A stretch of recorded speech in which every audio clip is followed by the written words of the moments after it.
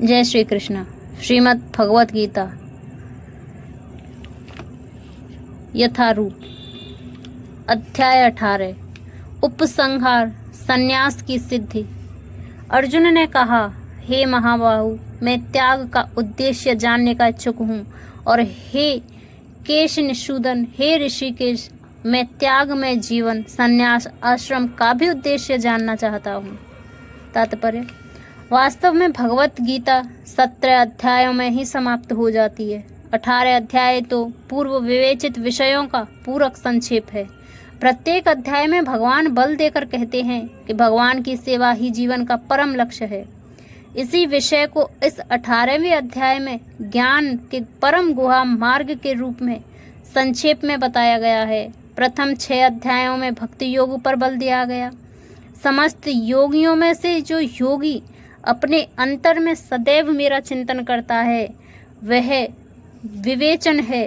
अंत के 6 अध्यायों में ज्ञान, वैराग्य, अपरा तथा परा प्रकृति के कार्यों और भक्ति का वर्णन है।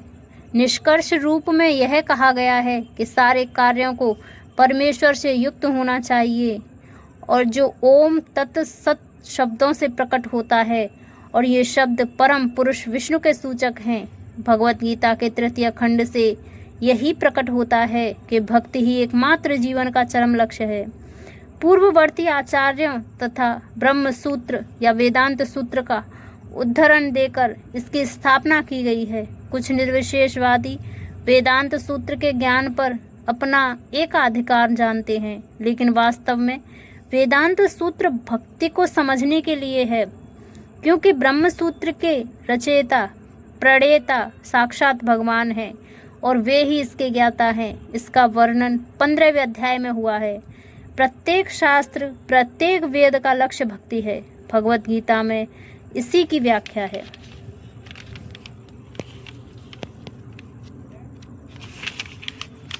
जिस प्रकार द्वितीय अध्याय में संपूर्ण विषय वस्तु की प्रस्तावना सार का वर्णन है, उसी प्रकार 18वें अध्याय में सारे उपदेश का सारांश दिया गया है। इसमें त्याग, वैराग्य तथा त्रिगुणातीत दिव्य पथ की प्राप्ति को ही जीवन का लक्ष्य बताया गया है। अर्जुन भगवत गीता के 2 विषयों का स्पष्ट अंतर जानने का इच्छुक है। ये हैं त्याग तथा संन्यास। अतएव वह इन दोनों शब्दों के अर्थ ही जिज्ञासा कर रहा है। इस श्लोक में परमेश्वर को संबोधित करने के लिए प्रयुक्त ऋषिकेश तथा केश निषूदन, ये 2 शब्द महत्वपूर्ण हैं। ऋषिकेश कृष्ण है, समस्त इंद्रियों के स्वामी, जो हमें मानसिक शांति प्रदान करने में सहायक बनते हैं। अर्जुन उनसे प्रार्थना करता है कि वे सभी बातों को इस तरह संक्षिप्त कर दें जिससे वह समभाव में स्थिर रहे। फिर भी उसके मन में कुछ संशय है, और ये संशय असुरों के समान होते हैं। अतएव वह कृष्ण को केश निषूदन कहकर संबोधित करता है। केशी अत्यंत दुर्जय असुर था, जिसका वध कृष्ण ने किया था। अब अर्जुन चाहता है कि वे उसके संशय रूपी असुर का वध करें। भगवान ने कहा, भौतिक इच्छा पर आधारित कर्मों के परित्याग को विद्वान लोग संन्यास कहते हैं, और समस्त कर्मों के फल त्याग को बुद्धिमान लोग त्याग कहते हैं। तात्पर्य: कर्म फल की आकांक्षा से किए गए कर्म का त्याग करना चाहिए, यही भगवत गीता का उपदेश है। लेकिन जिन कर्मों से उच्च आध्यात्मिक ज्ञान प्राप्त हो, उनका परित्याग नहीं करना चाहिए। अगले श्लोक में यह स्पष्ट हो जाएगा। वैदिक साहित्य में किसी विशेष उद्देश्य से यज्ञ संपन्न करने की अनेक विधियों का उल्लेख है। कुछ यज्ञ ऐसे हैं जो अच्छी संतान प्राप्ति करने के लिए या स्वर्ग की प्राप्ति के लिए किए जाते हैं, लेकिन जो यज्ञ इच्छाओं के वशीभूत हों, उनको बंद करना चाहिए। परंतु आध्यात्मिक ज्ञान में उन्नति या हृदय की शुद्धि के लिए किए जाने वाले यज्ञों का परित्याग करना उचित नहीं है। कुछ विद्वान घोषित करते हैं कि समस्त प्रकार के सकाम कर्मों को दोषपूर्ण समझकर त्याग देना चाहिए, किंतु अन्य विद्वान मानते हैं कि यज्ञ, दान तथा तपस्या के कर्मों को कभी नहीं त्यागना चाहिए। तात्पर्य: वैदिक साहित्य में ऐसे अनेक कर्म हैं जिनके विषय में मतभेद हैं। उदाहरण, यह कहा जाता है कि यज्ञ में पशु मारा जा सकता है, फिर भी कुछ का मत है कि पशु हत्या पूर्णतः निषिद्ध है। यद्यपि वैदिक साहित्य में पशुवध की संस्तुति हुई है, लेकिन पशु को मारा गया नहीं माना जाता। यह बलि पशु को नवीन जीवन प्रदान करने के लिए होती है। कभी कभी यज्ञ में मारे गए पशु को नवीन पशु जीवन प्राप्त होता है, तो कभी वह पशु तत्क्षण मनुष्य योनि को प्राप्त हो जाता है। लेकिन इस संबंध में मनीषियों के मतभेद हैं। कुछ का कहना है कि पशु हत्या नहीं की जानी चाहिए और कुछ कहते हैं कि विशेष यज्ञ बलि के लिए यह शुभ है। अब यज्ञ कर्म विषयक विभिन्न मतों का स्पष्टीकरण भगवान स्वयं कर रहे हैं। हे भरत श्रेष्ठ, अब त्याग के विषय में मेरा निर्णय सुनो। हे नरशार्दुल, शास्त्रों में त्याग 3 तरह का बताया गया है। तात्पर्य, यद्यपि त्याग के विषय में विभिन्न प्रकार के मत हैं, लेकिन परम पुरुष श्री कृष्ण अपना निर्णय दे रहे हैं जिससे अंतिम माना जाना चाहिए। निसंदेह सारे वेद भगवान द्वारा प्रदत्त विभिन्न विधान नियम हैं। यहाँ पर भगवान साक्षात उपस्थित हैं, अतएव उनके वचनों को अंतिम मान लेना चाहिए। भगवान कहते हैं कि भौतिक प्रकृति के 3 गुणों में से जिस गुण में त्याग किया जाता है, उसी के अनुसार त्याग का प्रकार समझना चाहिए। यज्ञ, दान तथा तपस्या के कर्मों का कभी परित्याग नहीं करना चाहिए, उन्हें अवश्य संपन्न करना चाहिए। निसंदेह यज्ञ, दान तथा तपस्या महात्माओं को भी शुद्ध बनाते हैं। तात्पर्य, योगी को चाहिए कि मानव समाज की उन्नति के लिए कर्म करे। मनुष्य को आध्यात्मिक जीवन तक ऊपर उठाने के लिए अनेक संस्कार पवित्र कर्म हैं। उदाहरण, विवाहोत्सव एक यज्ञ माना जाता है। यह विवाह यज्ञ कहलाता है। क्या एक सन्यासी जिसने अपना पारिवारिक संबंध त्याग कर सन्यास ग्रहण कर लिया है विवाह उत्सव को प्रोत्साहन दे? भगवान कहते हैं कि कोई भी यज्ञ जो मानव कल्याण के लिए हो उसका कभी भी परित्याग ना करे। विवाह यज्ञ मानव मन को संयमित करने के लिए है, जिससे आध्यात्मिक प्रगति के लिए वह शांत बन सके। सन्यासी को भी चाहिए कि इस विवाह यज्ञ की संस्तुति अधिकांश मनुष्यों के लिए करे। सन्यासियों को चाहिए कि स्त्रियों का संग न करे, लेकिन इसका अर्थ यह नहीं कि जो व्यक्ति अभी जीवन की निम्न अवस्थाओं में है, अर्थात जो तरुण है, वह विवाह यज्ञ में पत्नी न स्वीकार करे। सारे यज्ञ परमेश्वर की प्राप्ति के लिए हैं, अतएव निम्नतर अवस्थाओं में यज्ञों का परित्याग नहीं करना चाहिए। इसी प्रकार दान हृदय को शुद्ध संस्कार के लिए है। यदि दान सुपात्र को दिया जाता है तो इससे आध्यात्मिक जीवन में प्रगति होती है, जैसा कि पहले वर्णन किया जा चुका है। इन सारे कार्यों को किसी प्रकार की आसक्ति या फल की आशा के बिना संपन्न करना चाहिए। हे प्रथापुत्र, इन्हें कर्तव्य मानकर संपन्न किया जाना चाहिए। यही मेरा अंतिम मत है। तात्पर्य, यद्यपि सारे यज्ञ शुद्ध करने वाले हैं, लेकिन मनुष्य को ऐसे कार्यों में किसी फल की इच्छा नहीं करनी चाहिए। दूसरे शब्दों में, जीवन में जितने सारे यज्ञ भौतिक उन्नति के लिए हैं, उनका परित्याग करना चाहिए। लेकिन जिन यज्ञों से मनुष्य का अस्तित्व शुद्ध हो और जो आध्यात्मिक स्तर तक उठाने वाले हों, उनको कभी बंद नहीं करना चाहिए। जिस किसी वस्तु से कृष्ण भावनामृत तक पहुंचा जा सके, उसको प्रोत्साहन देना चाहिए। श्रीमद् भागवत में भी यह कहा गया है कि जिस कार्य से भगवत भक्ति का लाभ हो, उसे स्वीकार करना चाहिए। यही धर्म की सर्वोच्च कसौटी है।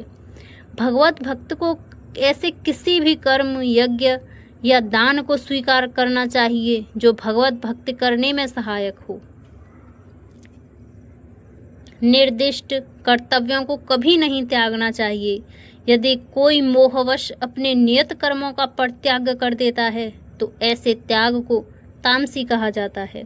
तात्पर्य, जो कार्य भौतिक दृष्टि के लिए किया जाता है उसे अवश्य ही त्याग दो, लेकिन जिन कार्यों से आध्यात्मिक उन्नति हो, यथा भगवान के लिए भोजन बनाना, भगवान को भोग अर्पित करना, फिर प्रसाद ग्रहण करना, उनकी संस्तुति की जाती है। कहा जाता है कि सन्यासी को अपने लिए भोजन नहीं बनाना चाहिए, लेकिन अपने लिए भोजन पकाना भले ही वर्जित है, परमेश्वर के लिए भोजन पकाना वर्जित नहीं है।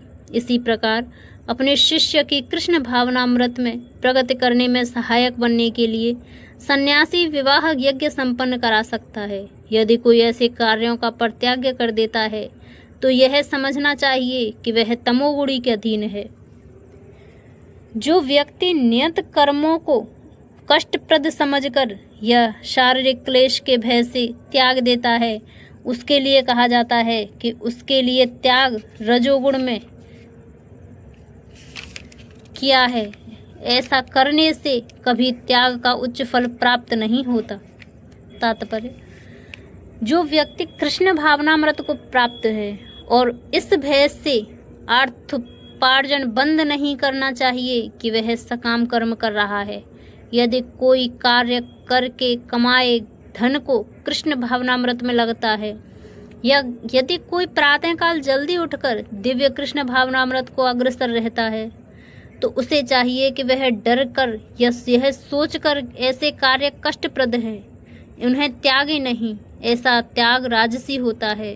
राजसी कर्म का फल सदैव दुखद होता है। यदि कोई व्यक्ति इस भाव से कर्म त्याग करता है तो उस त्याग का फल कभी नहीं मिल पाता। हे अर्जुन, जब मनुष्य नियत कर्तव्य को करणीय मान कर करता है और समस्त भौतिक संगति तथा फल की आसक्ति को त्याग देता है, तो उसका त्याग सात्विक कहलाता है। तात्पर्य, नियत कर्म इसी मनोभाव से किया जाना चाहिए। मनुष्य को फल के प्रति अनासक्त होकर कर्म करना चाहिए। उसे कर्म के गुणों से विलग हो जाना चाहिए। जो व्यक्ति कृष्ण भावनामृत में रहकर कारखाने में कार्य करता है, वह न तो कारखाने के कार्य से अपने को जोड़ता है, न ही कारखाने के श्रमिकों से। वह तो मात्र कृष्ण के लिए कार्य करता है, और जब वह इसका फल कृष्ण को अर्पण कर देता है तो वह दिव्य स्तर पर कार्य करता है। सतोगुण में स्थित बुद्धिमान त्यागी, जो न तो अशुभ कर्म से घृणा करता है न शुभ कर्म से लिप्त होता है, वह कर्म के विषय में कोई संशय नहीं रखता। तात्पर्य, कृष्ण भावना भावित व्यक्ति या सतोगुणी व्यक्ति न तो किसी व्यक्ति से घृणा करता है, न अपने शरीर को कष्ट देने वाली किसी बात से। वह उपयुक्त स्थान पर तथा उचित समय पर बिना डरे अपना कर्तव्य करता है। ऐसे व्यक्ति को, जो अध्यात्म को प्राप्त है, सर्वाधिक बुद्धिमान तथा अपने कर्मों में संशय रहित मानना चाहिए। निस्संदेह किसी भी देहधारी प्राणी के लिए समस्त कर्मों का परित्याग कर पाना असंभव है, लेकिन जो कर्म फल का परित्याग करता है वह वास्तव में त्यागी कहलाता है। तात्पर्य, भगवत गीता में कहा गया है कि मनुष्य कभी भी कर्म का त्याग नहीं कर सकता। अतएव जो कृष्ण के लिए कर्म करता है और कर्म फल को भोगता नहीं तथा जो कृष्ण को सब कुछ अर्पित करता है, वही वास्तविक त्यागी है। अंतर्राष्ट्रीय कृष्ण भावनामृत संघ में अनेक सदस्य हैं जो अपने अपने कार्यालयों, कारखानों या अन्य स्थानों में कठिन श्रम करते हैं, और वे जो कुछ कमाते हैं उसे संघ को दान देते हैं।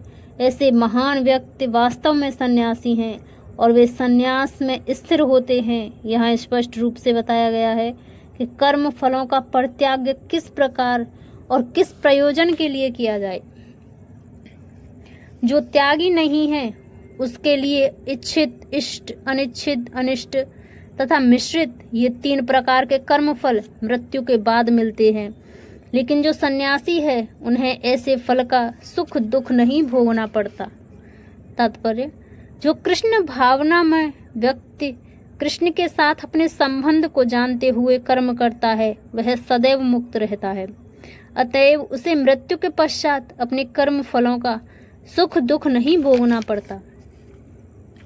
हे महाबाहु अर्जुन, वेदांत के अनुसार समस्त कर्म की पूर्ति के लिए 5 कारण हैं। अब तुम इन्हें मुझसे सुनो। तात्पर्य, यहाँ पर प्रश्न पूछा जा सकता है कि चूंकि प्रत्येक कर्म का कुछ न कुछ फल होता है, तो फिर यह कैसे संभव है कि कृष्ण भावना में व्यक्ति को कर्म के फलों का सुख दुख नहीं भोगना पड़ता। भगवान वेदांत दर्शन का उदाहरण यह दिखाने के लिए देते हैं कि यह किस प्रकार संभव है। वे कहते हैं कि समस्त कर्मों के 5 कारण हैं, अतएव किसी कर्म में सफलता के लिए इन 5 कारणों पर विचार करना होगा। सांख्य का अर्थ है ज्ञान का आधार स्तंभ और वेदांत अग्रणी आचार्यों द्वारा स्वीकृत ज्ञान का चरम आधार स्तंभ है। यहाँ तक कि शंकर भी वेदांत सूत्र को इसी रूप में स्वीकार करते हैं, अतएव ऐसे शास्त्र की राय ग्रहण करनी चाहिए। चरम नियंत्रण परमात्मा में निहित है, जैसा कि भगवत गीता में कहा गया है। वे प्रत्येक व्यक्ति को उसके पूर्व कर्मों का स्मरण कराकर किसी न किसी कार्य में प्रवृत्त करते रहते हैं, और जो कृष्ण भावना भावित कर्म अंतर्यामी भगवान के निर्देशानुसार किए जाते हैं, उनका फल न तो इस जीवन में न ही मृत्यु के पश्चात मिलता है। कर्म का स्थान शरीर, कर्ता, विभिन्न इंद्रियां, अनेक प्रकार की चेष्टाएं तथा परमात्मा, ये 5 कर्म के कारण हैं। तात्पर्य, अधिष्ठानम शब्द शरीर के लिए आया है। शरीर के भीतर आत्मा कर्म करता है, जिससे कर्म फल होता है, अतएव यह कर्ता कहलाता है। आत्मा ही ज्ञाता तथा कर्ता है, इसका उल्लेख श्रुति में है। वेदांत सूत्र में भी ज्ञोदत एव तथा कर्ता शास्त्र वत्वता श्लोकों में से इसकी पुष्टि होती है।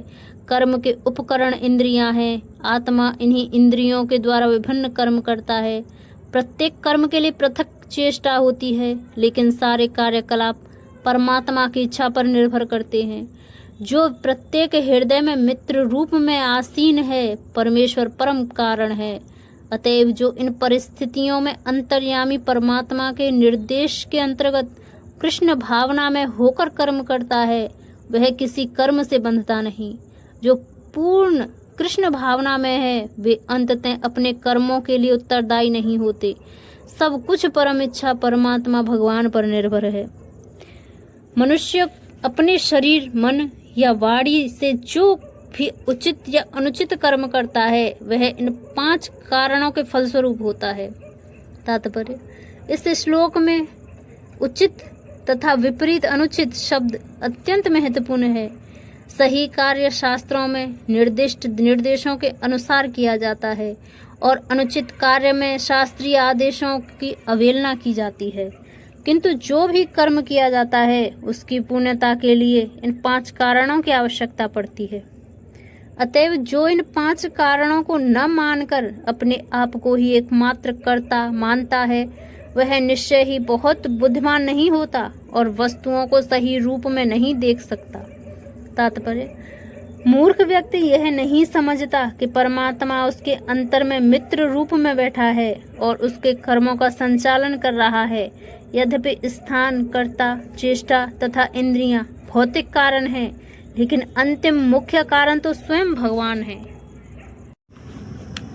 अतएव मनुष्य को चाहिए कि केवल 4 भौतिक कारणों को ही न देखे, अपितु परम सक्षम कारण को भी देखे। जो परमेश्वर को नहीं देखता, वह अपने आप को ही कर्ता मानता है। जो मिथ्या अहंकार से प्रेरित नहीं है, जिसकी बुद्धि बंधी नहीं है, वह इस संसार में मनुष्यों को मारता हुआ भी नहीं मारता, न ही वह अपने कर्मों में बंधा होता है। तात्पर्य, इस श्लोक में भगवान अर्जुन को बताते हैं कि युद्ध न करने की इच्छा अहंकार से उत्पन्न होती है। अर्जुन स्वयं को कर्ता मान बैठा था, लेकिन उसने अपने भीतर तथा बाहर परम परमात्मा के निर्देश पर विचार नहीं किया था। यदि कोई यह न जाने कि कोई परम निर्देश भी है, तो वह कर्म क्या करें। लेकिन जो व्यक्ति कर्म के उपकरणों को कर्ता रूप में अपने को तथा परम निर्देशक के रूप में परमेश्वर को मानता है, वह प्रत्येक कार्य को पूर्ण करने में सक्षम है। ऐसा व्यक्ति कभी मोहग्रस्त नहीं होता। जीव में व्यक्तिगत कार्यकलाप तथा उसके उत्तरदायित्व का उदय मिथ्या अहंकार से तथा ईश्वर विहीनता या कृष्ण भावनामृत के अभाव से होता है।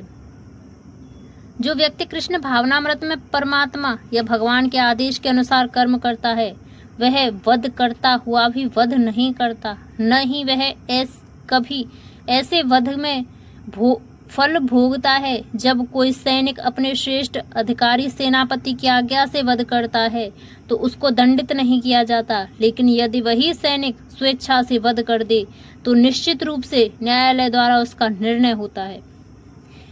ज्ञान, ज्ञेय तथा ज्ञाता ये तीन कर्मों को प्रेरणा देने वाले कारण हैं। इंद्रियां, करण, कर्म तथा कर्ता ये तीन कर्म के संगठन हैं।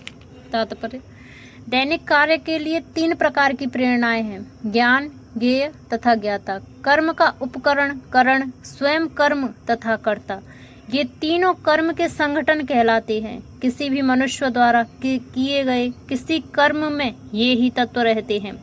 कर्म करने के पूर्व कुछ न कुछ प्रेरणा होती है। किसी भी कर्म से पहले प्राप्त होने वाला फल कर्म के सूक्ष्म रूप में वास्तविक बनता है। इसके बाद वह क्रिया का रूप धारण करता है। पहले मनुष्य को सोचने, अनुभव करने तथा इच्छा करने जैसी मनोवैज्ञानिक विधियों का सामना करना होता है, जिसे प्रेरणा कहते हैं।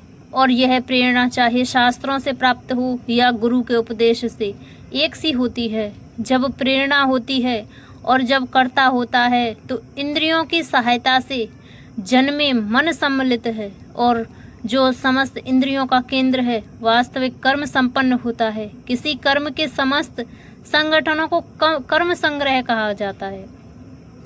प्रकृति के तीन गुणों के अनुसार ही ज्ञान, कर्म तथा कर्ता के तीन भेद हैं। अब तुम मुझसे इन्हें सुनो। तात्पर्य, 14 अध्याय में प्रकृति के तीन गुणों का विस्तार से वर्णन हो चुका है। इस अध्याय में कहा गया है कि सतोगुण प्रकाशक होता है, रजोगुण भौतिकवादी तथा तमोगुण आलस्य तथा प्रमाद का प्रेरक होता है। प्रकृति के सारे गुण बंधनकारी हैं, वे मुक्ति के साधन नहीं हैं। यहाँ तक कि सतोगुण में भी मनुष्य बद्ध रहता है।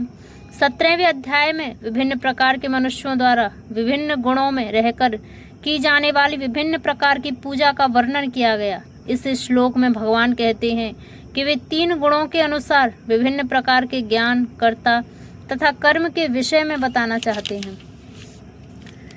जिस ज्ञान से अनंत रूपों में विभक्त सारे जीवों में एक ही अविभक्त आध्यात्मिक प्रकृति देखी जाती है, उसे ही तुम सात्विक जानो। तात्पर्य, जो व्यक्ति हर जीव में, चाहे वह देवता हो, मनुष्य हो, पशु पक्षी हो या जल जंतु अथवा पौधा हो, एक ही आत्मा को देखता है, उसे सात्विक ज्ञान प्राप्त रहता है। समस्त जीवों में एक ही आत्मा है। यद्यपि पूर्व कर्मों के अनुसार उनके शरीर भिन्न भिन्न हैं, जैसा कि 7वें अध्याय में वर्णन हुआ। प्रत्येक शरीर में जीवनी शक्ति की अभिव्यक्ति परमेश्वर की परा प्रकृति के कारण होती है। उस एक परा प्रकृति, उस जीवनी शक्ति को प्रत्येक शरीर में देखना सात्विक दर्शन है। यह जीवनी शक्ति अविनाशी है, भले ही शरीर विनाशशील हो। जो आपसी भेद है वह शरीर के कारण है, क्योंकि बद्ध जीवन में अनेक प्रकार के भौतिक रूप हैं। अतएव जीवनी शक्ति विभक्त प्रतीत होती है। ऐसा निराकार ज्ञान आत्म साक्षात्कार का एक पहलू है। जिस ज्ञान से कोई मनुष्य विभिन्न शरीरों में भिन्न भिन्न प्रकार का जीव देखता है, उसे तुम राजसी जानो। तात्पर्य, यह धारणा कि भौतिक शरीर ही जीव है और शरीर के विनष्ट होने पर चेतना भी नष्ट हो जाती है, राजसी ज्ञान है। इस ज्ञान के अनुसार एक शरीर दूसरे शरीर से भिन्न है, क्योंकि उनमें चेतना का विकास भिन्न प्रकार से होता है। अन्यथा चेतना को प्रकट करने वाला पृथक आत्मा न रहे। शरीर स्वयं आत्मा है और शरीर के परे कोई पृथक आत्मा नहीं है। इस ज्ञान के अनुसार चेतना अस्थायी है। यह है कि पृथक आत्माएं नहीं होती, एक सर्वव्यापी आत्मा है जो ज्ञान से पूर्ण है, और यह शरीर क्षणिक अज्ञानता का प्रकाश है। यह है कि इस शरीर के परे कोई विशेष जीवात्मा या परम आत्मा नहीं है। ये सब धारणाएं रजोगुण से उत्पन्न होती हैं, और वह ज्ञान जिससे मनुष्य किसी एक प्रकार के कार्य को, जो अति तुच्छ है, सब कुछ मानकर सत्य को जाने बिना उसमें लिप्त रहता है, तामसी कहा जाता है। तात्पर्य, सामान्य मनुष्य का ज्ञान सदैव तामसी होता है, क्योंकि प्रत्येक बद्ध जीव तमोगुण में ही उत्पन्न होता है। जो व्यक्ति प्रमाणों से या शास्त्रीय आदेशों के माध्यम से ज्ञान अर्जित नहीं करता, उसका ज्ञान शरीर तक ही सीमित रहता है। उसे शास्त्रों के आदेश के अनुसार कार्य करने की चिंता नहीं होती। उसके लिए धन ही ईश्वर है और ज्ञान का अर्थ शारीरिक आवश्यकताओं की तुष्टि है। ऐसे ज्ञान का परम सत्य से कोई संबंध नहीं होता। यह बहुत कुछ साधारण पशुओं के ज्ञान यथा खाने, सोने, रक्षा करने तथा मैथुन करने का ज्ञान जैसा है। ऐसे ज्ञान को यहाँ पर तमोगुण से उत्पन्न बताया गया है। दूसरे शब्दों में इस शरीर से परे आत्मा संबंधी ज्ञान सात्विक ज्ञान कहलाता है। जिन ज्ञान से लौकिक तर्क तथा चिंतन मनोधर्म द्वारा नाना प्रकार के सिद्धांत तथा वाद जन्म ले, वह राजसी है। शरीर को सुख में बनाने रखने वाले ज्ञान को तामसी कहा जाता है। जो कर्म नियमित है, जो आसक्ति, राग या द्वेष से रहित कर्म फल की चाह के बिना किया जाता है, वह सात्विक कहलाता है। तात्पर्य: विभिन्न आश्रमों तथा समाज के वर्णों के आधार पर शास्त्रों में संस्तुत वृत्तिपरक कर्म जो अनासक्त भाव से अथवा स्वामित्व के अधिकारों के बिना प्रेम घृणा भाव रहित परमात्मा को प्रसन्न करने के लिए आसक्ति या अधिकारी की भावना के बिना कृष्ण भावनामृत में किए जाते हैं, सात्विक कहलाते हैं। लेकिन जो कार्य अपनी इच्छा पूर्ति के निमित्त प्रयास पूर्वक एवं मिथ्या अहंकार के भाव से किए जाते हैं, वह रजोगुणी कहा जाता है। जो कर्म मोहवश शास्त्रीय आदेशों की अवहेलना करके तथा भावी बंधन की परवाह किए बिना या हिंसा अथवा अन्यों को दुख पहुंचाने के लिए किया जाता है, वह तामसी कहलाता है। तात्पर्य: मनुष्य को अपने कर्मों का लेखा राज्य को अथवा परमेश्वर के दूतों को, जिन्हें यमदूत कहते हैं, देना होता है। उत्तरदायित्वहीन कर्म विनाशकारी है, क्योंकि इससे शास्त्रीय आदेशों का विनाश होता है। यह प्राय हिंसा पर आधारित है और अन्य जीवों के लिए दुखदायी होता है। उत्तरदायित्व से हीन ऐसा कर्म अपने निजी अनुभव के आधार पर किया जाता है। यह मोह कहलाता है। ऐसा समस्त मोहग्रस्त कर्म तमोगुण के फल स्वरूप होता है। जो व्यक्ति भौतिक गुणों के संसर्ग के बिना अहंकार रहित संकल्प तथा उत्साह पूर्वक अपना कर्म करता है और सफलता अथवा असफलता में अविचलित रहता है, वह सात्विक कर्ता कहलाता है। तात्पर्य: कृष्ण भावना में व्यक्ति सदैव प्रकृति के गुणों से अतीत होता है। उसे अपने को सौंपे गए कर्म के परिणाम की कोई आकांक्षा नहीं रहती, क्योंकि वह मिथ्या अहंकार तथा घमंड से परे होता है। फिर भी कार्य के पूर्ण होने तक वह सदैव उत्साह से पूर्ण रहता है। उसे होने वाले कष्टों की कोई चिंता नहीं होती। वह सदैव उत्साहपूर्ण रहता है। वह सफलता या विफलता की परवाह नहीं करता। वह सुख दुख में समभाव रहता है। ऐसा कर्ता सात्विक है। जो कर्ता कर्म तथा कर्म फल के प्रति आसक्त होकर फलों का भोग करना चाहता है तथा जो लोभी, सदैव ईर्ष्यालु, अपवित्र और सुख दुख से विचलित होने वाला है, वह राजसी कहा जाता है। तात्पर्य: मनुष्य सदैव किसी कार्य के प्रति या फल के प्रति इसलिए अत्यधिक आसक्त रहता है क्योंकि वह भौतिक पदार्थों, घर बार, पत्नी तथा पुत्र के प्रति अत्यधिक अनुरक्त होता है। ऐसा व्यक्ति जीवन में ऊपर उठने की आकांक्षा नहीं रखता। वह इस संसार को यथासंभव आरामदेह बनाने में ही व्यस्त रहता है। सामान्यतः वह अत्यंत लोभी होता है और सोचता है कि उसके द्वारा प्राप्त की गई प्रत्येक वस्तु स्थायी है और कभी नष्ट नहीं होगी। ऐसा व्यक्ति अन्यों से ईर्ष्या करता है और इंद्रिय तृप्ति के लिए कोई भी अनुचित कार्य कर सकता है। अतएव ऐसा व्यक्ति अपवित्र होता है और वह इसकी चिंता नहीं करता कि उसकी कमाई शुद्ध है या अशुद्ध। यदि उसका कार्य सफल हो जाता है तो वह अत्यधिक प्रसन्न और असफल होने पर अत्यधिक दुखी होता है। रजोगुणी कर्ता ऐसा ही होता है।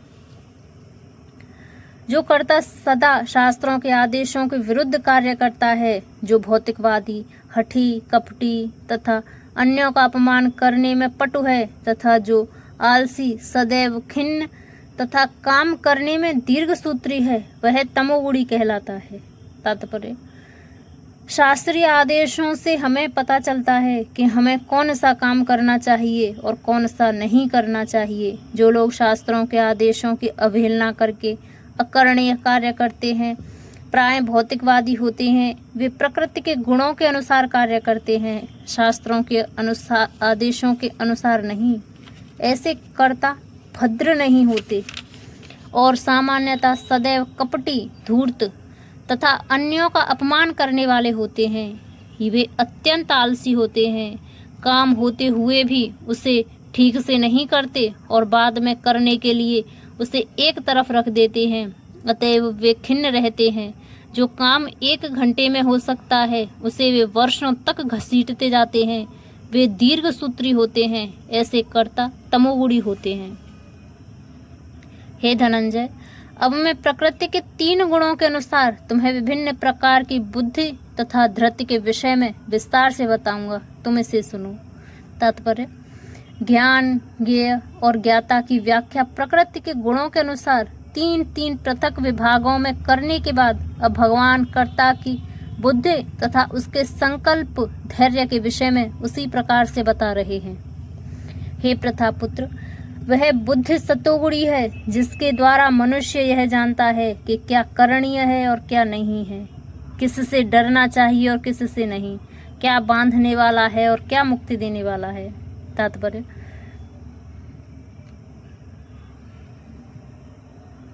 शास्त्रों के निर्देशानुसार कर्म करने को या उन कर्मों को करना जिन्हें किया जाना चाहिए प्रवृत्ति कहते हैं। जिन कार्यों का इस तरह निर्देश नहीं होता, वे नहीं किए जाने चाहिए। जो व्यक्ति शास्त्रों के निर्देशों को नहीं जानता, वह कर्मों तथा उनकी प्रतिक्रियाओं से बंध जाता है। जो बुद्धि अच्छे बुरे का भेद बताती है, वह सात्विक है। हे प्रतापुत्र, जो बुद्धि धर्म तथा अधर्म, करणीय तथा अकरणीय कर्म में भेद नहीं कर पाती, वह राजसी है। जो बुद्धि मोह तथा अहंकार के वशीभूत होकर अधर्म को धर्म और धर्म को अधर्म मानती है और सदैव विपरीत दिशा में प्रयत्न करती है, हे पार्थ, वह तामसी है। तात्पर्य: तामसी बुद्धि को जिस दिशा में काम करना चाहिए, उससे सदैव उल्टी दिशा में काम करती है।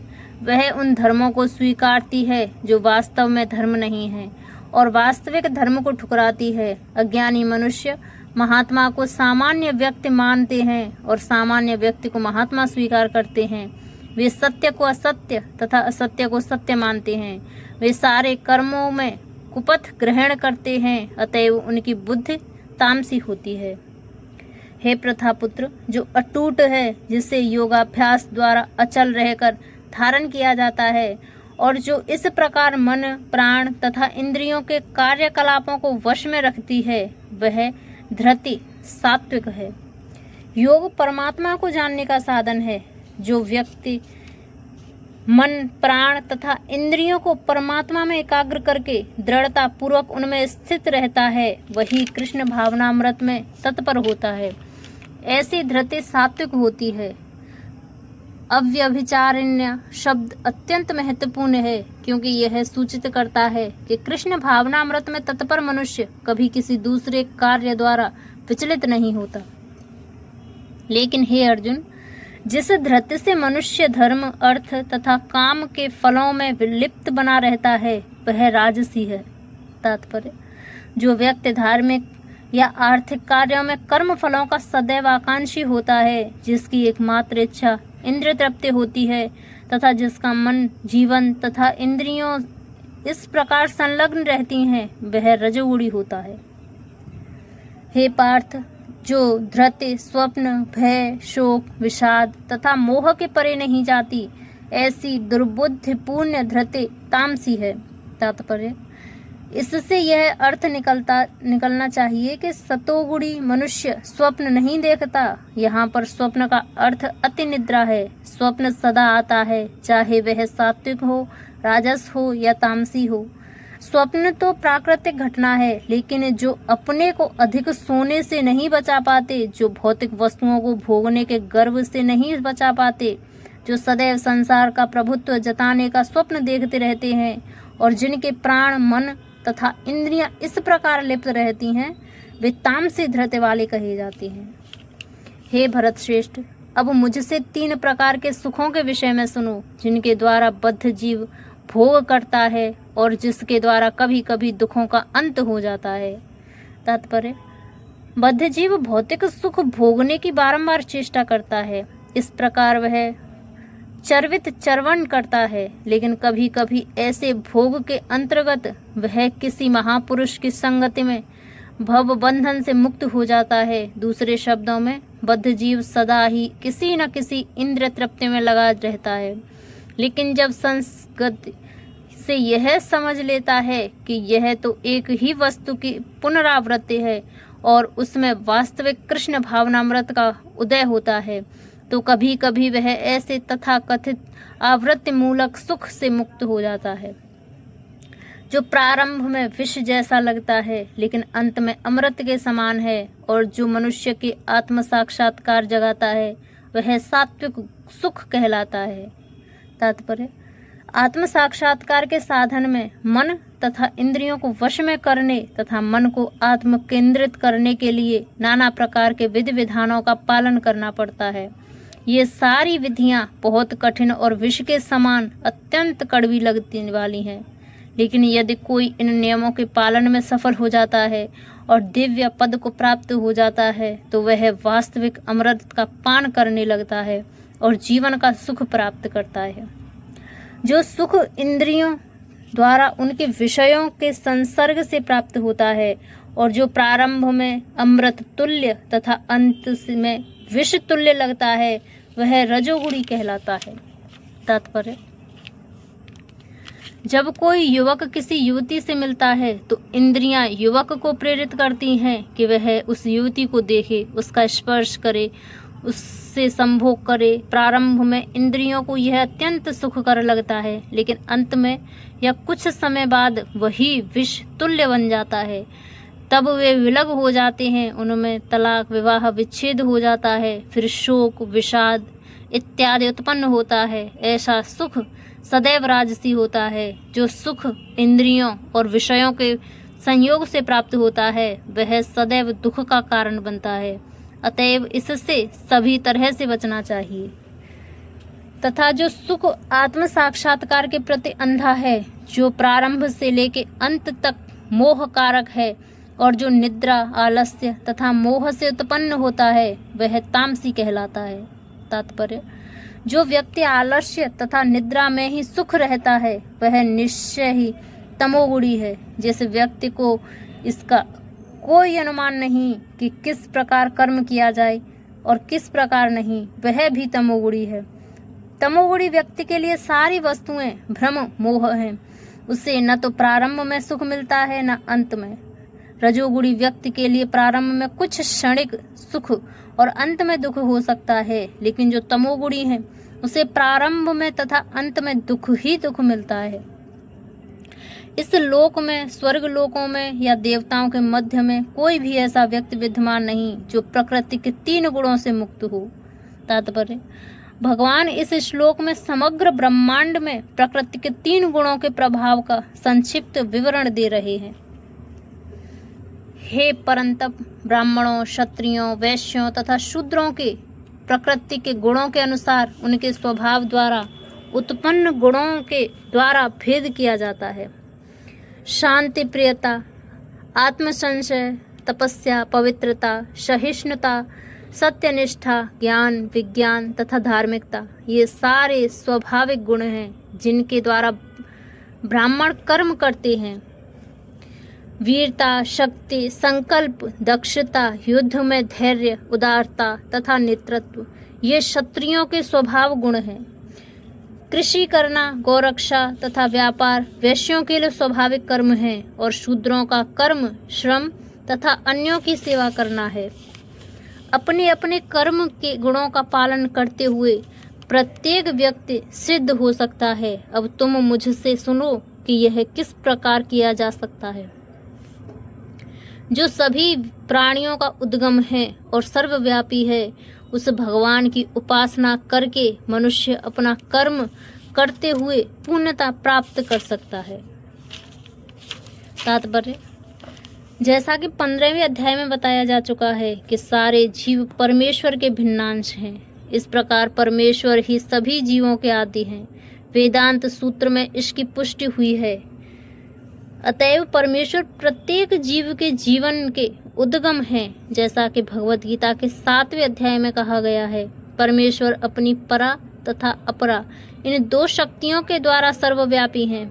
अतएव मनुष्य को चाहिए कि उनकी शक्तियों सहित भगवान की पूजा करे। सामान्यतः वैष्णव जन परमेश्वर की पूजा उनकी अतरंगा शक्ति समेत करते हैं।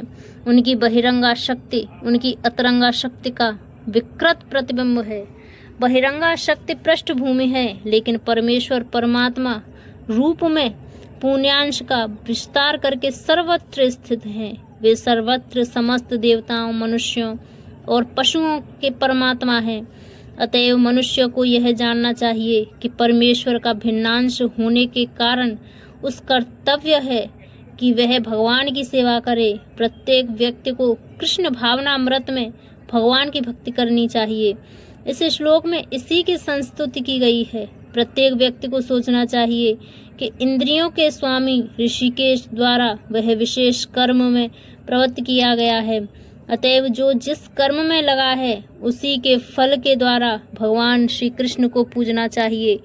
यदि वह इस प्रकार से कृष्ण भावना में होकर सोचता है तो भगवत कृपा से वह पुण्य ज्ञान प्राप्त कर लेता है। यही जीवन की सिद्धि है। भगवान ने भगवत गीता में कहा है, परमेश्वर स्वयं ऐसे भक्त का उद्धार करते हैं। यही जीवन की सर्वोच्च सिद्धि है। कोई चाहे जिस वृत्तिपरक कार्य में लगा हो, यदि वह परमेश्वर की सेवा करता है तो उसे सर्वोच्च सिद्धि प्राप्त होती है। अपने वृत्तिपरक कार्य को करना, चाहे वह कितना ही त्रुटिपूर्ण ढंग से क्यों ना किया जाए, अन्य किसी के कार्य को स्वीकार करने और अच्छी प्रकार से करने की अपेक्षा अधिक श्रेष्ठ है। अपने स्वभाव के अनुसार निर्दिष्ट कर्म कभी भी पाप से प्रभावित नहीं होता। तात्पर्य, भगवत गीता में मनुष्य के वृत्तिपरक कार्य स्वधर्म का निर्देश है। जैसा कि पूर्ववर्ती श्लोकों में वर्णन हुआ है, ब्राह्मण, क्षत्रिय, वैश्य तथा शूद्र के कर्तव्य उनके विशेष प्राकृतिक गुणों स्वभाव के द्वारा निर्दिष्ट होते हैं। किसी को दूसरे के कार्य का अनुकरण नहीं करना चाहिए। जो व्यक्ति स्वभाव से शूद्र के द्वारा किए जाने वाले कर्म के प्रति आकृष्ट हो, उसे अपने आप को झूठे ही ब्राह्मण नहीं कहना चाहिए, भले ही वह ब्राह्मण कुल में क्यों न उत्पन्न हुआ हो। इस तरह प्रत्येक व्यक्ति को चाहिए कि अपने स्वभाव के अनुसार कार्य करे। कोई भी कर्म निकृष्ट गर्हित नहीं है यदि वह परमेश्वर की सेवा के लिए किया जाए। ब्राह्मण का वृत्तिपरक कार्य निश्चित रूप से सात्विक है, लेकिन यदि कोई मनुष्य स्वभाव से सात्विक नहीं है तो उसे ब्राह्मण के वृत्तिपरक कार्य धर्म का अनुकरण नहीं करना चाहिए। क्षत्रिय या प्रशासक के लिए अनेक गर्हित बातें हैं। क्षत्रिय को शत्रुओं का वध करने के लिए हिंसक होना पड़ता है और कभी कभी कूटनीति में झूठ भी बोलना पड़ता है। ऐसी हिंसा तथा कपट राजनीतिक मामलों में चलता है, लेकिन क्षत्रिय से यह आशा नहीं की जाती कि वह अपने वृत्तिपरक कर्तव्य त्याग कर ब्राह्मण के कार्य करने लगे। मनुष्य को चाहिए कि परमेश्वर को प्रसन्न करने के कार्य करे। उदाहरण, अर्जुन क्षत्रिय था, वह दूसरे पक्ष से युद्ध करने से बच रहा था, लेकिन यदि ऐसा युद्ध भगवान कृष्ण के लिए करना पड़े तो पतन को घबराने की आवश्यकता नहीं है। कभी कभी व्यापारिक क्षेत्र में भी व्यापारी को लाभ कमाने के लिए झूठ बोलना पड़ता है। यदि वह ऐसा नहीं करे तो उसे लाभ नहीं हो सकता। कभी कभी व्यापारी कहता है, अरे मेरे ग्राहक भाई, मैं आपसे कोई लाभ नहीं ले रहा, लेकिन हमें यह समझना चाहिए कि व्यापारी बिना लाभ के जीवित नहीं रह सकता। अतएव यदि व्यापारी यह कहता है कि वह कोई लाभ नहीं ले रहा तो इसे एक सरल झूठ समझना चाहिए, लेकिन व्यापारी को यह नहीं सोचना चाहिए कि चूंकि वह ऐसे कार्य में लगा है जिसमें झूठ बोलना आवश्यक है, अतएव उसे इस व्यवसाय वैश्य कर्म को त्याग कर ब्राह्मण की वृत्ति ग्रहण करनी चाहिए। इसकी शास्त्रों द्वारा संस्तुति नहीं की गई। चाहे कोई क्षत्रिय हो, वैश्य हो, शूद्र हो, यदि वह इस कार्य से भगवान की सेवा करता है तो कोई आपत्ति नहीं। कभी कभी विभिन्न यज्ञों का संपादन करने के समय ब्राह्मणों को भी पशुओं की हत्या करनी होती है, क्योंकि इन अनुष्ठानों में पशु की बलि देनी होती है। इसी प्रकार यदि क्षत्रिय अपने कार्य में लगा रहकर शत्रु का वध करता है तो उस पर पाप नहीं चढ़ता। तृतीय अध्याय में इन बातों की स्पष्ट एवं विस्तृत व्याख्या हो चुकी है। हर मनुष्य को यज्ञ के लिए अथवा भगवान विष्णु के लिए कार्य करना चाहिए। निजी इंद्रिय तृप्ति के लिए किया गया कार्य भी कार्य बंधन का कारण है। निष्कर्ष यह निकला कि मनुष्य को चाहिए कि अपने द्वारा अर्जित विशेष गुण के अनुसार कार्य में प्रवृत्त हो और परमेश्वर की सेवा करने के लिए कार्य करने का निश्चय करे। प्रत्येक उद्योग किसी न किसी दोष से आवृत होता है, जिस प्रकार अग्नि धुएं से आवृत रहती है। अतएव हे कुंती पुत्र, मनुष्य को चाहिए कि स्वभाव से उत्पन्न कर्म को भले ही वह दोषपूर्ण क्यों ना हो, कभी त्यागे नहीं। तात्पर्य: बद्ध जीवन में सारा कर्म भौतिक गुणों से दूषित रहता है। यहाँ तक कि ब्राह्मण तक को ऐसे यज्ञ करने पड़ते हैं जिनमें पशु हत्या अनिवार्य है। इसी प्रकार क्षत्रिय चाहे कितने ही पवित्र क्यों ना हो, उसे शत्रुओं से युद्ध करना पड़ता है, वह इससे बच नहीं सकता। इसी प्रकार एक व्यापारी को चाहिए वह कितना ही पवित्र क्यों ना हो, अपने व्यापार में बने रहने के लिए कभी कभी लाभ को छिपाना पड़ता है, कभी कभी काला बाजार चलाना पड़ता है। ये बातें आवश्यक हैं, इनसे बचा नहीं जा सकता। यदि इसी प्रकार यदि शूद्र होकर बुरे स्वामी की सेवा करनी पड़े तो उसे स्वामी की आज्ञा का पालन करना होता है। भले ही ऐसा नहीं होना चाहिए। इन सब दोषों के होते हुए भी मनुष्य को अपने निर्दिष्ट कर्तव्य करते रहना चाहिए, क्योंकि वे स्वभागवत है। यहाँ पर एक अत्यंत सुंदर उदाहरण दिया जा सकता है। यद्यपि अग्नि शुद्ध होती है तो भी उसमें धुआं रहता है, लेकिन इतने पर भी अग्नि अशुद्ध नहीं होती। अग्नि में धुआं होने पर भी अग्नि समस्त तत्वों में शुद्धतम मानी जाती है। यदि कोई क्षत्रिय की वृत्ति त्याग कर ब्राह्मण की वृत्ति ग्रहण करना पसंद करता है तो उसको इसकी कोई निश्चितता नहीं है कि ब्राह्मण वृत्ति में कोई अरुचिकर कार्य नहीं होंगे। अतएव कोई यह निष्कर्ष निकाल सकता है कि संसार में प्रकृति के कलमश से कोई भी पूर्णतः मुक्त नहीं है। इस प्रसंग में अग्नि तथा धुएं का उदाहरण अत्यंत उपयुक्त है। यदि जाड़े के दिनों में कोई अग्नि से कोयला निकालता है तो कभी कभी धुएं से आंखों तथा शरीर के अन्य भाग दुखते हैं, लेकिन इन प्रतिकूल परिस्थितियों के बावजूद भी अग्नि को तापा जाता है। इसी प्रकार किसी को अपनी सहज वृत्ति इसलिए नहीं त्याग देनी चाहिए कि कोई बाधक तत्व आ गए हैं, अपितु मनुष्य को चाहिए कि कृष्ण भावनामृत में रहकर अपने वृत्ति परक कार्य से परमेश्वर की सेवा करने का संकल्प ले। यही सिद्ध अवस्था है जब कोई भी वृत्ति परक कार्य भगवान को प्रसन्न करने के लिए किया जाता है तो उस कार्य के सारे दोष शुद्ध हो जाते हैं। जब भक्ति से संबंधित कर्म फल शुद्ध हो जाते हैं तो मनुष्य अपने अंतर का दर्शन कर सकता है, और यही आत्म साक्षात्कार है। जो आत्म संयमी तथा अनासक्त है एवं जो समस्त भौतिक भोगों की परवाह नहीं करता, वह संन्यास के अभ्यास द्वारा कर्म फल से मुक्ति की सर्वोच्च सिद्धि अवस्था प्राप्त कर सकता है। तात्पर्य: सच्चे संन्यास का अर्थ है कि मनुष्य सदा अपने को परमेश्वर का अंश मानकर यह सोचे कि उसे अपने कार्य में फल को भोगने का कोई अधिकार नहीं। चूँकि वह परमेश्वर का अंश है, अतएव उसके कार्य का फल परमेश्वर द्वारा भोगा जाना चाहिए। यही वास्तव में कृष्ण भावनामृत है। जो व्यक्ति कृष्ण भावनामृत में स्थिर होकर कर्म करता है वही वास्तव में सन्यासी है। ऐसी मनोवृत्ति होने से मनुष्य संतुष्ट रहता है, क्योंकि वह वास्तव में भगवान के लिए कार्य करता होता है। इस प्रकार वह किसी भी भौतिक वस्तु के लिए आसक्त नहीं होता। वह भगवान की सेवा से प्राप्त दिव्य सुख से परे किसी भी वस्तु में आनंद न लेने का आदी हो जाता है। सन्यासी को पूर्व कार्यकलापों के बंधन से मुक्त माना जाता है, लेकिन जो व्यक्ति कृष्ण भावनामृत में होता है वह बिना संन्यास ग्रहण किए ही यह सिद्धि प्राप्त कर लेता है। यह मनोदशा योगारूढ़ या योग की सिद्ध अवस्था कहलाती है, जैसा कि तृतीय अध्याय में पुष्टि हुई है। जो व्यक्ति अपने में संतुष्ट रहता है उसे अपने कर्म से किसी प्रकार के बंधन का भय नहीं रह जाता। हे कुंती पुत्र, जिस तरह इस सिद्धि को प्राप्त हुआ व्यक्ति परम सिद्ध अवस्था अर्थात ब्रह्म को, जो सर्वोच्च ज्ञान की अवस्था है, प्राप्त करता है, उसका मैं संक्षेप में तुमसे वर्णन करूंगा, उसे तुम जानो। तात्पर्य: भगवान अर्जुन को बताते हैं कि किस तरह कोई व्यक्ति केवल अपने वृत्तिपरक कार्य में लगकर परम सिद्ध अवस्था को प्राप्त कर सकता है। यदि यह कार्य भगवान के लिए किया गया है, यदि मनुष्य अपने कर्म के फल को परमेश्वर की तुष्टि के लिए ही त्याग देता है, तो उसे ब्रह्मा की चरम अवस्था प्राप्त हो जाती है। यह आत्म साक्षात्कार की विधि है। ज्ञान की वास्तविक सिद्धि शुद्ध कृष्ण भावनामृत प्राप्त करने में है। इसका वर्णन अगले श्लोकों में किया गया है।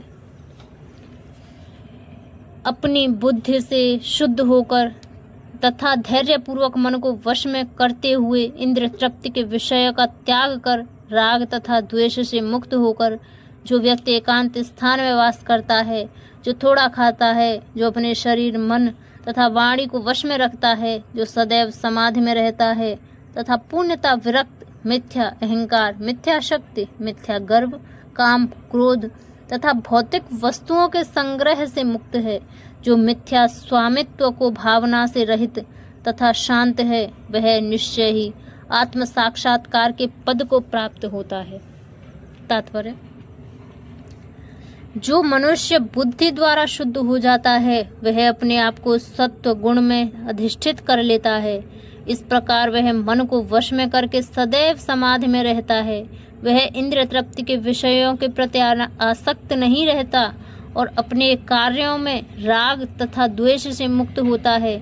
ऐसा विरक्त व्यक्ति स्वभावतः एकांत स्थान में रहना पसंद करता है। वह आवश्यकता से अधिक खाता नहीं, अपने शरीर तथा मन की गतिविधियों पर नियंत्रण रखता है। वह मिथ्या अहंकार से रहित होता है, क्योंकि वह अपने को शरीर नहीं समझता, न ही अनेक भौतिक वस्तुएं स्वीकार करके शरीर को स्थूल तथा बलवान बनाने की इच्छा करता है, क्योंकि वह देहात्म बुद्धि से रहित होता है। अतएव वह मिथ्या गर्व नहीं करता। भगवत कृपा से उसे जितना कुछ प्राप्त हो जाता है उसी से वह संतुष्ट रहता है और इंद्र तृप्ति न होने पर कभी क्रुद्ध नहीं होता, न ही वह इंद्र विषयों को प्राप्त करने के लिए प्रयास करता है। इस प्रकार जब वह मिथ्या अहंकार से पूर्णतः मुक्त हो जाता है तो वह समस्त भौतिक वस्तुओं से विरक्त बन जाता है और यही ब्रह्मा की आत्म साक्षात्कार अवस्था है। यह ब्रह्मभूत अवस्था कहलाती है। जब मनुष्य देहात्म बुद्धि से मुक्त हो जाता है तो वह शांत हो जाता है और उसे उत्तेजित नहीं किया जा सकता। इसका वर्णन भगवत गीता में इस प्रकार हुआ है: जो मनुष्य इच्छाओं के अनवरत प्रवाह से विचलित नहीं होता, जिस प्रकार नदियों के जल के निरंतर प्रवेश करते रहने और सदा भरते रहने पर समुद्र शांत रहता है, उसी तरह केवल वह शांति प्राप्त कर सकता है, वह नहीं जो ऐसी इच्छाओं की तुष्टि के लिए निरंतर उद्योग करता रहता है। इस प्रकार जो दिव्य पद पर स्थित है वह तुरंत परम ब्रह्म का अनुभव करता है और पूर्णतः प्रसन्न हो जाता है। वह न तो कभी शोक करता है, न किसी वस्तु की कामना करता है। वह प्रत्येक जीव पर संभाव रखता है। उस अवस्था में वह मेरी शुद्ध भक्ति को प्राप्त होता है। तात्पर्य: निर्विशेषवादियों के लिए ब्रह्मभूत अवस्था प्राप्त करना अर्थात ब्रह्मा से तदाकार होना परम लक्ष्य होता है, लेकिन साकारवादी शुद्ध भक्त को इससे भी आगे चलकर शुद्ध भक्ति में प्रवृत्त होना होता है। इसका अर्थ हुआ कि जो भगवत भक्ति में रत हैं वह पहले ही मुक्ति की अवस्था, जैसे ब्रह्मभूत या ब्रह्म से तादात्म्य में कहते हैं प्राप्त कर चुका होता है। परमेश्वर या परम ब्रह्म से तदाकार हुए बिना कोई उनकी सेवा नहीं कर सकता। परम ज्ञान होने पर सेव्य तथा सेवक में कोई अंतर नहीं रह सकता। फिर भी उच्चतर आध्यात्मिक दृष्टि से अंतर तो रहता ही है। देहात्म बुद्धि के अंतर्गत जब कोई इंद्रिय तृप्ति के लिए कर्म करता है तो दुख का भागी होता है, लेकिन परम जगत में शुद्ध भक्ति में रत रहने पर कोई दुख नहीं रह जाता। कृष्ण भावना भावित भक्त को न किसी प्रकार का शोक होता है न आकांक्षा होती है। क्योंकि ईश्वर पूर्ण है, अतएव ईश्वर में सेवारत जीव भी कृष्ण भावना में रहकर अपने में पूर्ण रहता है। वह ऐसी नदी के तुल्य है जिसके जल की सारी गंदगी साफ कर दी गई है। क्योंकि शुद्ध भक्त के कृष्ण के अतिरिक्त कोई विचार नहीं उठते, अतएव वह प्रसन्न रहता है। वह न तो किसी भौतिक क्षति पर शोक करता है न किसी लाभ की आकांक्षा करता है, क्योंकि वह भगवत भक्ति से पूर्ण होता है। वह किसी भौतिक भोग की आकांक्षा नहीं करता, क्योंकि वह जानता है प्रत्येक जीव भगवान का अंश है, अतएव वह उनका नित्य दास है। वह भौतिक जगत में न तो किसी को अपने से उच्च देखता है न किसी को निम्न। ये उच्च तथा निम्न पद क्षण भुंगर है और भक्त को क्षण भुंगर प्राकट्य या तिरोधान से कुछ लेना देना नहीं रहता। उसके लिए पत्थर तथा सोना बराबर होता है। वह ब्रह्मभूत अवस्था में है जिसे शुद्ध भक्त सरलता से प्राप्त कर लेता है। उस अवस्था में परम ब्रह्म से तादात्म्य में और अपने व्यक्तित्व को विलय नागरिक बन जाता है। स्वर्ग प्राप्त करने का विचार मृग तृष्णा लगता है और इंद्रिय विष दंत विहीन सर्प के भांति प्रतीत होती हैं। जिस प्रकार विष दंत विहीन सर्प से कोई भय नहीं रह जाता, उसी प्रकार स्वयं संयमित इंद्रियों से कोई भय नहीं रह जाता। यह संसार उस व्यक्ति के लिए दुखमय है जो भौतिकता से ग्रस्त है, लेकिन भक्त के लिए समग्र जगत वैकुंठ तुल्य है। इस ब्रह्मांड का महान से महानतम पुरुष भी भक्त के लिए इस शुद्र चींटी से अधिक महत्वपूर्ण नहीं होता। ऐसी अवस्था भगवान चैतन्य की कृपा से ही प्राप्त हो सकती है, जिन्होंने इस युग में शुद्ध भक्ति का प्रचार किया। केवल भक्ति से मुझे भगवान को यथारूप में जाना जा सकता है। जब मनुष्य ऐसी भक्ति से मेरे पुण्य भावनामृत में होता है तो वह वैकुंठ जगत में प्रवेश कर सकता है। तात्पर्य: भगवान श्री कृष्ण तथा उनके श्वासों को न तो मनोधर्म द्वारा जाना जा सकता है, न ही अभक्तगण उन्हें समझ पाते हैं। यदि कोई व्यक्ति भगवान को समझना चाहता है तो उसे शुद्ध भक्ति के पथ दर्शन में शुद्ध भक्ति ग्रहण करनी होती है, अन्यथा भगवान संबंधी सत्य तत्व उससे सदा छिपे रहेगा। जैसा कि भगवत गीता में कहा जा चुका है कि मैं सबों के समक्ष प्रकाशित नहीं होता। केवल पांडित्य या मनोधर्म द्वारा ईश्वर को नहीं समझा जा सकता। कृष्ण को केवल वही समझ पाता है जो कृष्ण भावनामृत तथा भक्ति में तत्पर रहता है। इसमें विश्वविद्यालय की उपस्थितियां सहायक नहीं होती हैं। जो व्यक्ति कृष्ण विज्ञान तत्व से पूर्णतः अवगत है, वही वैकुंठ जगत या कृष्ण के धाम में प्रवेश कर सकता है। ब्रह्मभूत होने का अर्थ यह नहीं कि वह अपना स्वरूप खो बैठता है। भक्ति तो रहती ही है, और जब तक भक्ति का अस्तित्व रहता है तब तक ईश्वर भक्त तथा भक्ति की विधि रहती है। ऐसे ज्ञान का नाश मुक्ति के बाद भी नहीं होता। मुक्ति का अर्थ देहात्म बुद्धि से मुक्ति प्राप्त करना है। आध्यात्मिक जीवन में वैसा ही अंतर वही व्यक्तित्व स्वरूप बना रहता है, लेकिन शुद्ध कृष्ण भावनामृत में ही विशते शब्द का अर्थ है मुझ में प्रवेश करता है। भ्रमवश यह नहीं सोचना चाहिए कि यह शब्द अद्वैतवादी का पोषक है और मनुष्य निर्गुण ब्रह्म से आकाकार हो जाता है। ऐसा नहीं है। विषेते का अर्थ तात्पर्य है कि मनुष्य अपने व्यक्तित्व सहित भगवान के धाम में भगवान की संगति करने तथा उनकी सेवा करने के लिए प्रवेश कर सकता है। उदाहरण: एक हरा पक्षी शुक्र हरे वृक्ष में इसलिए प्रवेश नहीं करता कि वह वृक्ष के तदाकार लीन हो जाए, अपितु वह वृक्ष के फलों का भोग करने के लिए प्रवेश करता है। निर्विशेषवादी सामान्यतः समुद्र में गिरने वाली तथा समुद्र में मिलने वाली नदी का दृष्टांत प्रस्तुत करते हैं। यह निर्विशेषवादियों के लिए आनंद का विषय हो सकता है, लेकिन साकारवादी अपने व्यक्तित्व को उसी प्रकार बनाए रखना चाहते हैं जिस प्रकार समुद्र में एक जलचर प्राणी यदि एक समुद्र की गहराई में प्रवेश करें तो हमें अनेक जीव मिलते हैं। केवल समुद्र की ऊपरी जानकारी पर्याप्त नहीं, समुद्र की गहराई में रहने वाले जलचर प्राणियों को भी जानकारी रखना आवश्यक है। भक्त अपनी शुद्ध भक्ति के कारण परमेश्वर के दिव्य गुणों तथा ऐश्वर्यों का यथार्थ रूप में जान ले सकता है। जैसा कि 11वें अध्याय में कहा जा चुका है, केवल भक्ति द्वारा हमें समझा जा सकता है। इसकी भी पुष्टि यहाँ पर हुई है। मनुष्य भक्ति द्वारा भगवान को समझ सकता है और उनके धाम में प्रवेश कर सकता है। भौतिक बुद्धि से मुक्ति की अवस्था, ब्रह्मभूत अवस्था को प्राप्त कर लेने के बाद भगवान के विषय में श्रवण करने से भक्ति का शुभारंभ होता है। जब कोई परमेश्वर के विषय में श्रवण करता है तो स्वतः ब्रह्मभूत अवस्था का उदय होता है और भौतिक कल्मश यथा लोभ तथा काम का विलोप हो जाता है। ज्यों-ज्यों भक्त के हृदय से काम तथा इच्छाएं विलुप्त होती जाती हैं, त्यों-त्यों वह भगवत भक्ति के प्रति अधिक आसक्त होता जाता है और इस तरह भौतिक कल्मश से मुक्त हो जाता है। जीवन की उस स्थिति में वह भगवान को समझ सकता है। श्रीमद् भागवत में भी इसका कथन हुआ है। मुक्ति के बाद भक्ति योग चलता रहता है। इसकी पुष्टि वेदांत सूत्र से होती है। इसका अर्थ है कि मुक्ति के बाद भक्ति योग चलता रहता है। श्रीमद् भागवत में वास्तविक भक्तिमय मुक्ति को जो परिभाषा दी गई है उसके अनुसार यह जीव का अपने स्वरूप या अपनी निजी स्वाभाविक स्थिति में पुनः प्रतिष्ठापित हो जाना है। स्वाभाविक स्थिति की व्याख्या पहले की जा चुकी है। प्रत्येक जीव परमेश्वर का अंश है, अतएव उसकी स्वाभाविक स्थिति सेवा करने की है। मुक्ति के बाद यह सेवा कभी रुकती नहीं। वास्तविक मुक्ति तो देहात्म बुद्धि की भ्रांत धारणा से मुक्त होना है।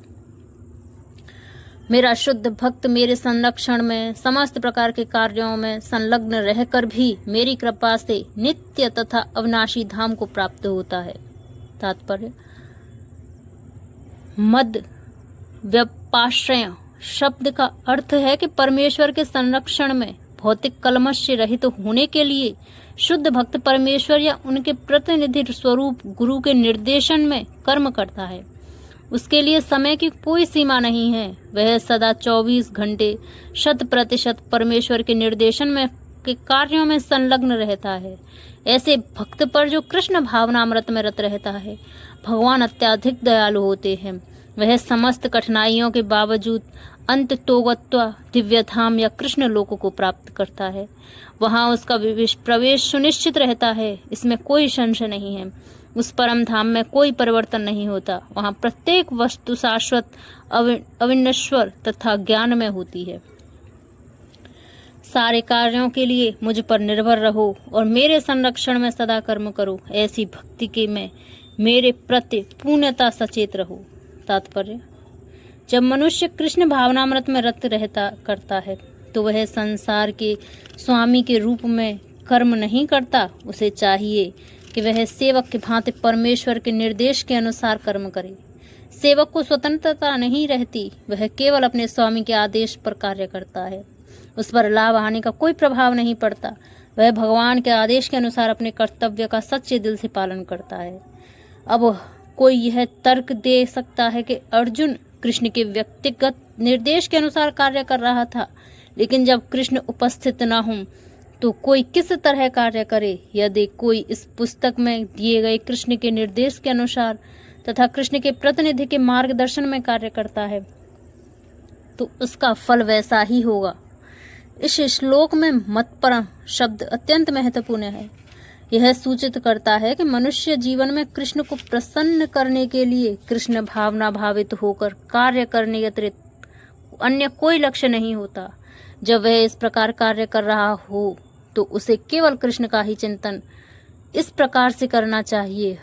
कृष्ण ने मुझे इस विशेष कार्य को पूरा करने के लिए नियुक्त किया है और इस तरह कार्य करते हुए से स्वाभाविक रूप से कृष्ण का चिंतन हो जाता है। यही पुण्य कृष्ण भावनामृत है। किंतु यह ध्यान रहे कि मनमाना कर्म करके उसका फल परमेश्वर को अर्पित न किया जाए। इस प्रकार का कार्य कृष्ण भावनामृत की भक्ति में नहीं आता। मनुष्य को चाहिए कि कृष्ण के आदेश के अनुसार कर्म करे। यह अत्यंत महत्वपूर्ण बात है। कृष्ण का यह आदेश गुरु परंपरा द्वारा प्रामाणिक गुरु से प्राप्त होता है।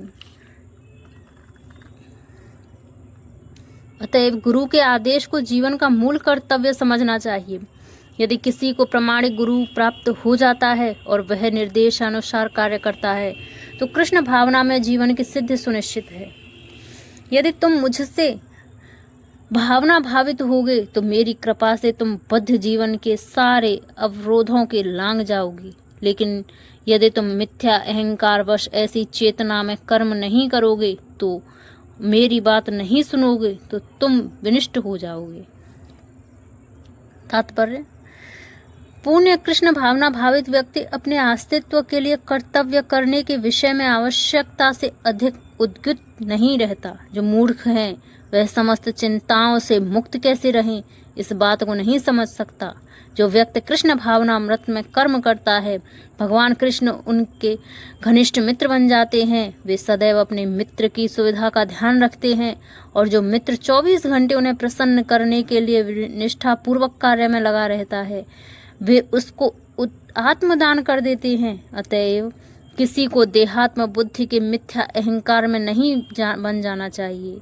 उसे झूठे ही यह नहीं सोचना चाहिए कि वह प्रकृति के नियमों से स्वतंत्र है या कर्म करने के लिए मुक्त है। वह पहले से कठोर भौतिक नियमों के अधीन है, लेकिन जैसे कि वह कृष्ण भावना भावित होकर कर्म करता है तो वह भौतिक दुश्चिंताओं से मुक्त हो जाता है। मनुष्य को यह भलीभांति जान लेना चाहिए कि कृष्ण भावनामृत में सक्रिय नहीं है।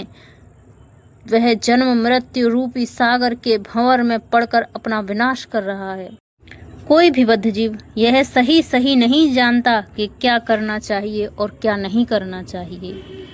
लेकिन जो व्यक्ति कृष्ण भावना भावित होकर कर्म अंतर से करता है वह कर्म करने के लिए मुक्त है, क्योंकि प्रत्येक किया हुआ कर्म कृष्ण द्वारा प्रेरित तथा गुरु द्वारा पुष्ट होता है। यदि तुम मेरे निर्देशानुसार कर्म नहीं करते और युद्ध में प्रवृत्त नहीं होते हो तो तुम कुमार्ग पर जाओगे। तुम्हें अपने स्वभाववश युद्ध में लगना होगा। तात्पर्य: अर्जुन एक सैनिक था और क्षत्रिय स्वभाव जन्म लेकर आया था। अतएव उसका स्वाभाविक कर्तव्य था कि वह युद्ध करे, लेकिन मिथ्या अहंकारवश वह डर रहा था कि अपने गुरु पितामह तथा मित्रों का वध करके वह पाप का भागी होगा। वास्तव में वह अपने कर्मों का स्वामी जान रहा था, मानो वही ऐसे कर्मों के अच्छे बुरे फलों का निर्देशन कर रहा हो। वह भूल गया था कि वहां पर साक्षात भगवान उपस्थित थे और उसे युद्ध करने का आदेश दे रहे थे। यही है कि बद्ध जीव की विस्मृति परम पुरुष निर्देश देते हैं कि क्या अच्छा है क्या बुरा है। मनुष्य को जीवन सिद्धि प्राप्त करने के लिए केवल कृष्ण भावनामृत में कर्म करना है। कोई भी अपने भाग्य का निर्णय ऐसे नहीं कर सकता जैसे भगवान कर सकते हैं। अतएव सर्वोत्तम मार्ग यही है कि परमेश्वर से निर्देश प्राप्त करके कर्म किया जाए। भगवान या भगवान के प्रतिनिधि स्वरूप गुरु के आदेश की वह कभी भी उपेक्षा न करें। भगवान के आदेश को बिना किसी हिचक के पूरा करने के लिए वह कर्म करे। इससे सभी परिस्थितियों में सुरक्षित रहा जा सकेगा।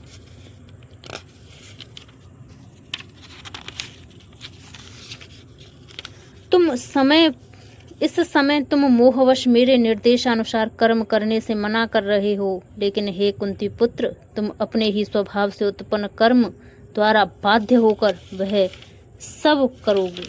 तात्पर्य: यदि कोई परमेश्वर के निर्देशानुसार कर्म करने से मना करता है तो वह उन गुणों द्वारा कर्म करने के लिए बाध्य होता है जिनमें वह स्थित होता है। प्रत्येक व्यक्ति प्रकृति के गुणों के विशेष संयोग से वशीभूत है और तदनुसार कर्म करता है, किंतु जो स्वेच्छा से परमेश्वर के निर्देशानुसार कार्यरत होता है वही गौरवान्वित होता है। हे अर्जुन, परमेश्वर प्रत्येक जीव में हृदय में स्थित है और भौतिक शक्ति से निमित्त यंत्र इसमें सवार के भांति बैठे समस्त जीवों को अपनी माया से भरमा रहे हैं। तात्पर्य: अर्जुन परम ज्ञाता न था और लड़ने या लड़ने का उसका निर्णय उसके शुद्र विवेक तक सीमित था। भगवान कृष्ण ने उपदेश दिया कि जीवात्मा व्यक्ति ही सर्वा नहीं है। भगवान या स्वयं कृष्ण अंतर्यामी परमात्मा रूप में हृदय में स्थित होकर जीव को निर्देश देते हैं। शरीर परिवर्तन होते ही जीव अपने विगत कर्मों को भूल जाता है, लेकिन परमात्मा जो भूत, वर्तमान तथा भविष्य का ज्ञाता है, उसके समस्त कार्यों का साक्षी रहता है। अतएव जीवों के सभी कार्यों का संचालन इसी परमात्मा द्वारा होता है। जीव जितना योग्य होता है उतना ही पाता है और उस भौतिक शरीर द्वारा वहन किया जाता है, जो परमात्मा के निर्देश में भौतिक शक्ति द्वारा उत्पन्न किया जाता है। जो ही जीव को किसी विशेष प्रकार के शरीर में स्थापित कर दिया जाता है, वह शारीरिक अवस्था के अंतर्गत कार्य करना प्रारंभ कर देता है। अत्यधिक तेज मोटर कार में बैठा व्यक्ति कम तेज कार में बैठे व्यक्ति से अधिक तेज जाता है, भले ही जीव अर्थात चालक एक ही क्यों ना हो। इसी प्रकार परमात्मा के आदेश से भौतिक प्रकृति एक विशेष प्रकार के जीव के लिए एक विशेष शरीर का निर्माण करती है, जिससे वह अपनी पूर्व इच्छाओं के अनुसार कर्म कर सके। जीव स्वतंत्र नहीं होता। मनुष्य को यह नहीं सोचना चाहिए कि भगवान से स्वतंत्र है। व्यक्ति तो सदैव भगवान के नियंत्रण में रहता है। अतएव उसका कर्तव्य है कि वह शरणागत हो, और अगले श्लोक का यही आदेश है।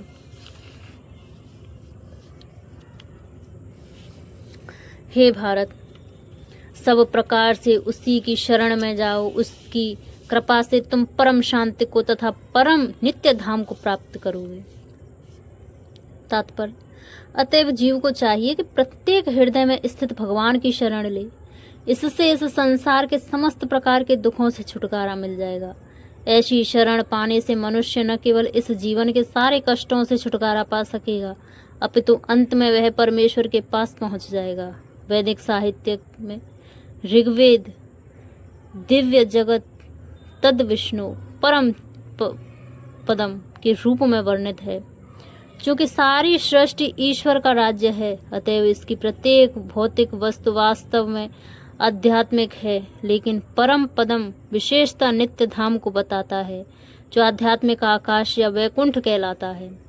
भगवत गीता के 15वें अध्याय में कहा गया है, भगवान प्रत्येक जीव के हृदय में स्थित है। अतएव इस कथन के मनुष्य अंत स्थित परमात्मा की शरण ले का अर्थ है कि वह भगवान कृष्ण की शरण ले। कृष्ण को पहले ही अर्जुन ने परम स्वीकार कर लिया है।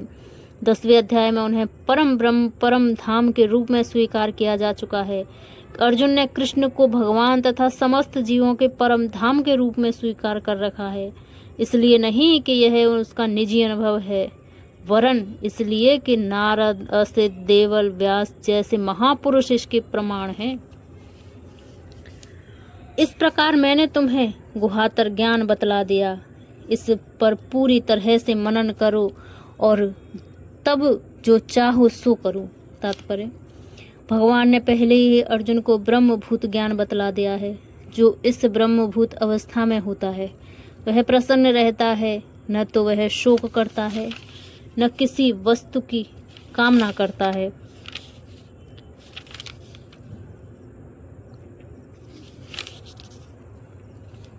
ऐसा गुहा ज्ञान के कारण होता है। कृष्ण परमात्मा का ज्ञान भी प्रकट करते हैं।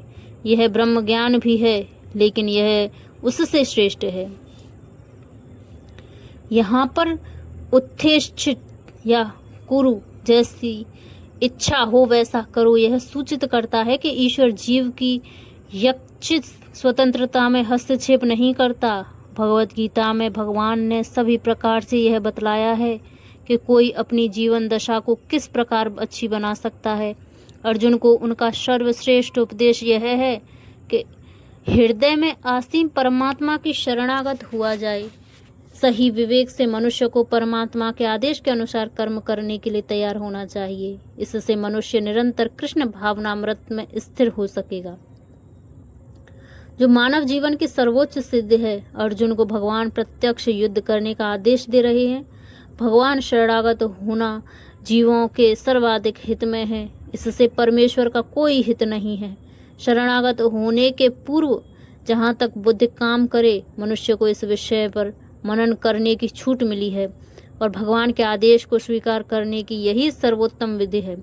ऐसा आदेश कृष्ण के प्रामाणिक प्रतिनिधि स्वरूप गुरु के माध्यम से भी प्राप्त होता है। चूंकि तुम मेरे अत्यंत प्रिय मित्र हो, अतएव मैं तुम्हें अपना परम आदेश जो सर्वाधिक गुहा ज्ञान है बता रहा हूँ, इसे अपने हित के लिए सुनो। तात्पर्य: अर्जुन को गुहा ज्ञान, ब्रह्म ज्ञान तथा गुहातर ज्ञान, परमात्मा ज्ञान प्रदान करने के बाद भगवान अब उसे गुहातम ज्ञान प्रदान करने जा रहे हैं। यह है कि भगवान के शरणागत होने का ज्ञान। 9वें अध्याय के अंत में उन्होंने कहा था, सदैव मेरा चिंतन करो। उसी आदेश को यहाँ पर भगवत गीता के सार के रूप में जोर देने के लिए दोहराया जा रहा है। यह सार सामान्य जन की समझ में नहीं आता, लेकिन जो कृष्ण को सचमुच अत्यंत प्रिय है, कृष्ण का शुद्ध भक्त है, वह समझ लेता है। सारे वैदिक साहित्य में यह सर्वाधिक महत्वपूर्ण आदेश है। इस प्रसंग में जो कुछ कृष्ण कहते हैं वह ज्ञान का सर्वाधिक महत्वपूर्ण अंश है और इसका पालन न केवल अर्जुन द्वारा होना चाहिए अपितु समस्त जीवों द्वारा होना चाहिए।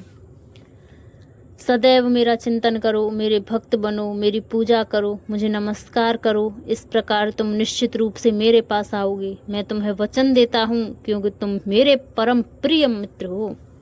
तात्पर्य: ज्ञान का गुहातम अंश है कि मनुष्य कृष्ण का शुद्ध भक्त बने, सदैव उन्हीं का चिंतन करे, उन्हीं के लिए कर्म करे। व्यवसायिक ध्यानी बनना ठीक नहीं। जीवन को इस प्रकार ढालना चाहिए कि कृष्ण का चिंतन करने का सदा अवसर प्राप्त हो। मनुष्य इस प्रकार कर्म करे कि उसके सारे नित्य कर्म कृष्ण के लिए हों। वह अपने जीवन को इस प्रकार व्यवस्थित करे कि 24 घंटे कृष्ण का ही चिंतन करता रहे। और भगवान की यह प्रतिज्ञा है कि जो इस प्रकार कृष्ण भावना में होगा वह निश्चित रूप से कृष्ण धाम को जाएगा, जहाँ वह साक्षात कृष्ण के सानिध्य में रहेगा। यह गुहात्म ज्ञान अर्जुन को इसलिए बताया गया क्योंकि वह कृष्ण का प्रिय मित्र सखा है।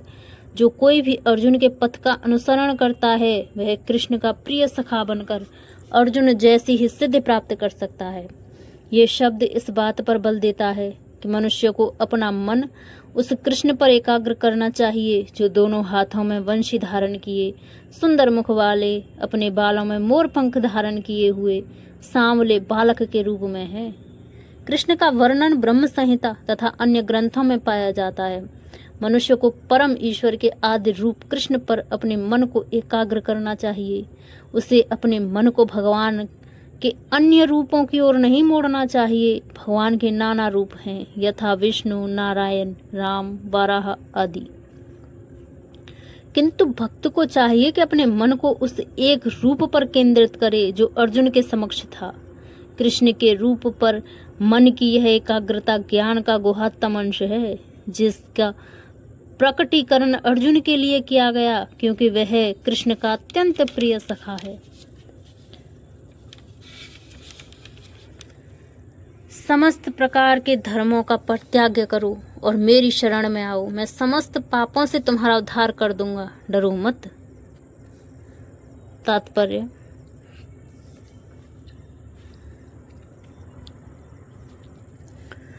भगवान ने अनेक प्रकार के ज्ञान तथा धर्म की विधियां बताई हैं। परम ब्रह्म का ज्ञान, परमात्मा का ज्ञान, अनेक प्रकार के आश्रमों तथा वर्णों का ज्ञान, संन्यास का ज्ञान, अनासक्ति, इंद्रिय तथा मन का संयम, ध्यान आदि का ज्ञान। उन्होंने अनेक प्रकार से नाना प्रकार के धर्मों का वर्णन किया। अब भगवत गीता का सार प्रस्तुत करते हुए भगवान कहते हैं, हे अर्जुन, अभी तक बताई गई सारी विधियों को परित्याग करके अब केवल मेरी शरण में आओ। इस शरणागति से वह समस्त पापों से बच जाएगा, क्योंकि भगवान स्वयं उसकी रक्षा का वचन दे रहे हैं। 7वें अध्याय में यह कहा गया कि वही कृष्ण की पूजा कर सकता है जो सारे पापों से मुक्त हो गया हो। इस प्रकार कोई यह सोच सकता है कि समस्त पापों से मुक्त हुए बिना कोई शरणागति नहीं पा सकता। ऐसे संदेह के लिए यहाँ पर कहा गया है कि समस्त पापों से मुक्त न हो भी हो तो केवल श्री कृष्ण की शरणागत होने पर स्वतः मुक्त कर दिया जाता है। पापों से मुक्त होने के लिए कठोर प्रयास करने की कोई आवश्यकता नहीं है। मनुष्य को बिना झिझक के कृष्ण को समस्त जीवों के रक्षक के रूप में स्वीकार कर लेना चाहिए। उसे चाहिए कि श्रद्धा तथा प्रेम से उसकी शरण ग्रहण करें।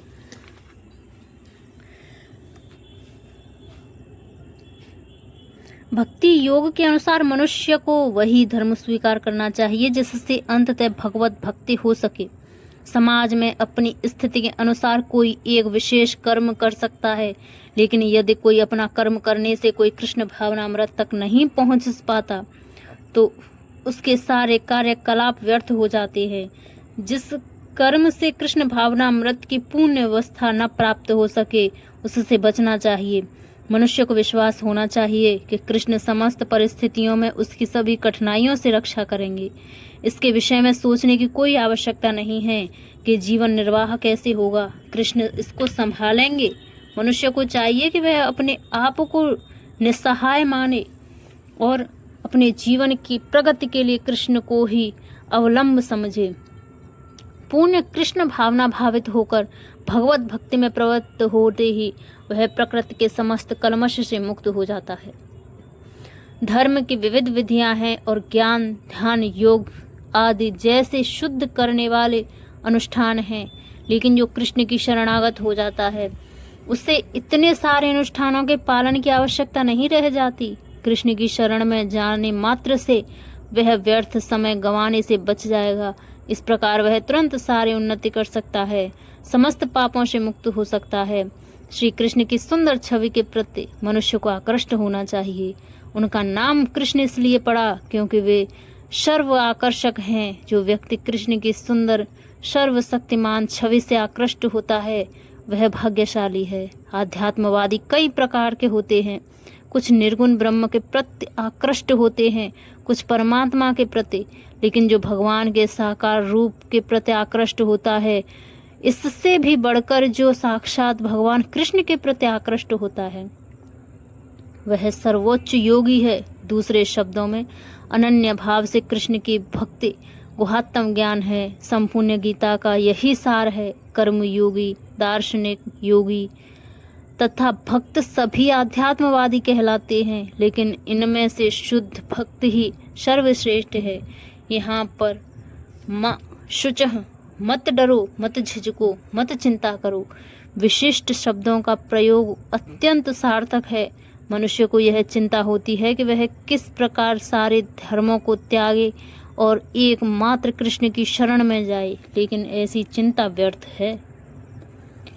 यह गुहा ज्ञान उनको कभी भी न बताया जाए जो न तो संयमी है, न एकनिष्ठ है, न भक्ति में रत है, न ही उसे जो मुझसे द्वेष करता है।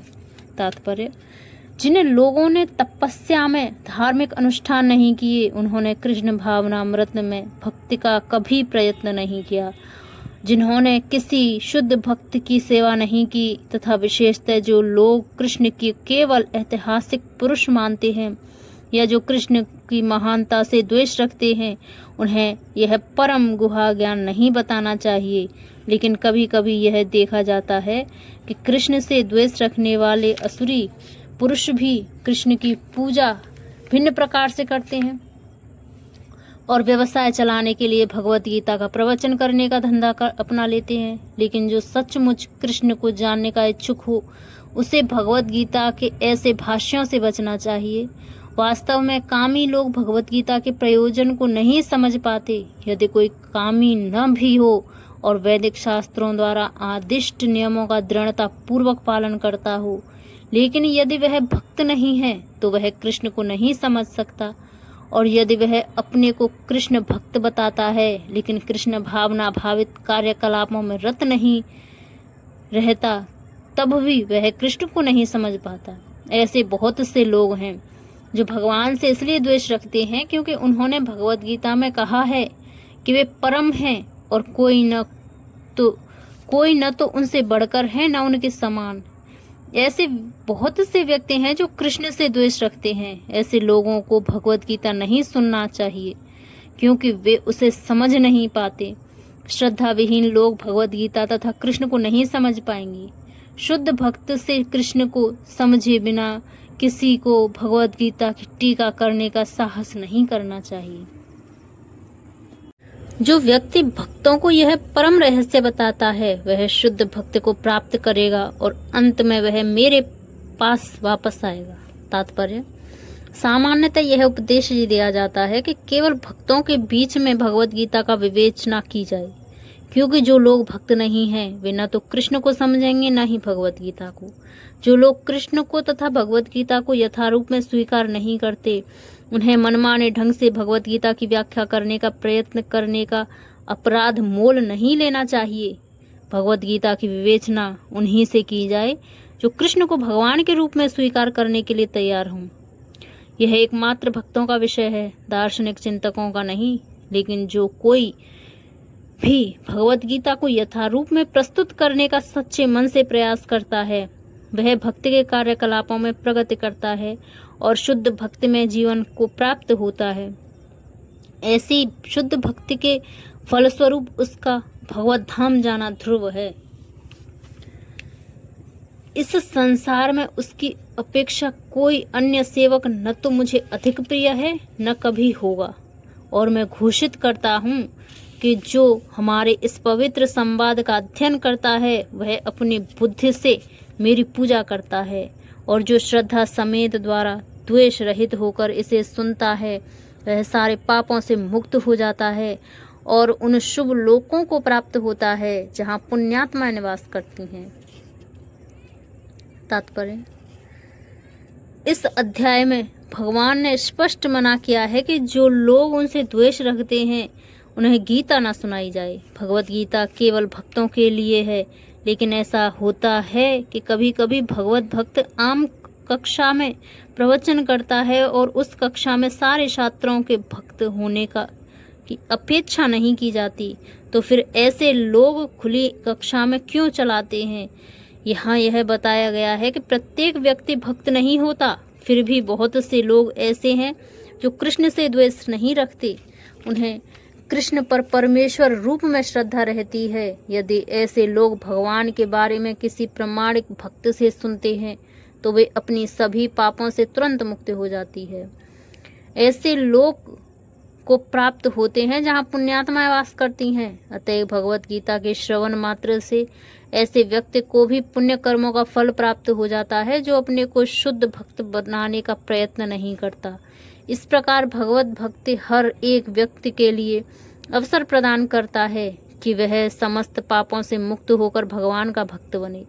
सामान्यतः जो लोग पापों से मुक्त हैं, जो पुण्यात्मा हैं, वे समस्त अत्यंत सरलता से कृष्ण भावनामृत को ग्रहण कर लेते हैं। यहाँ पर पुण्य कर्मणां शब्द अत्यंत सार्थक है। यह वैदिक साहित्य में वर्णित अश्वमेध यज्ञ जैसे महान यज्ञों का सूचक है।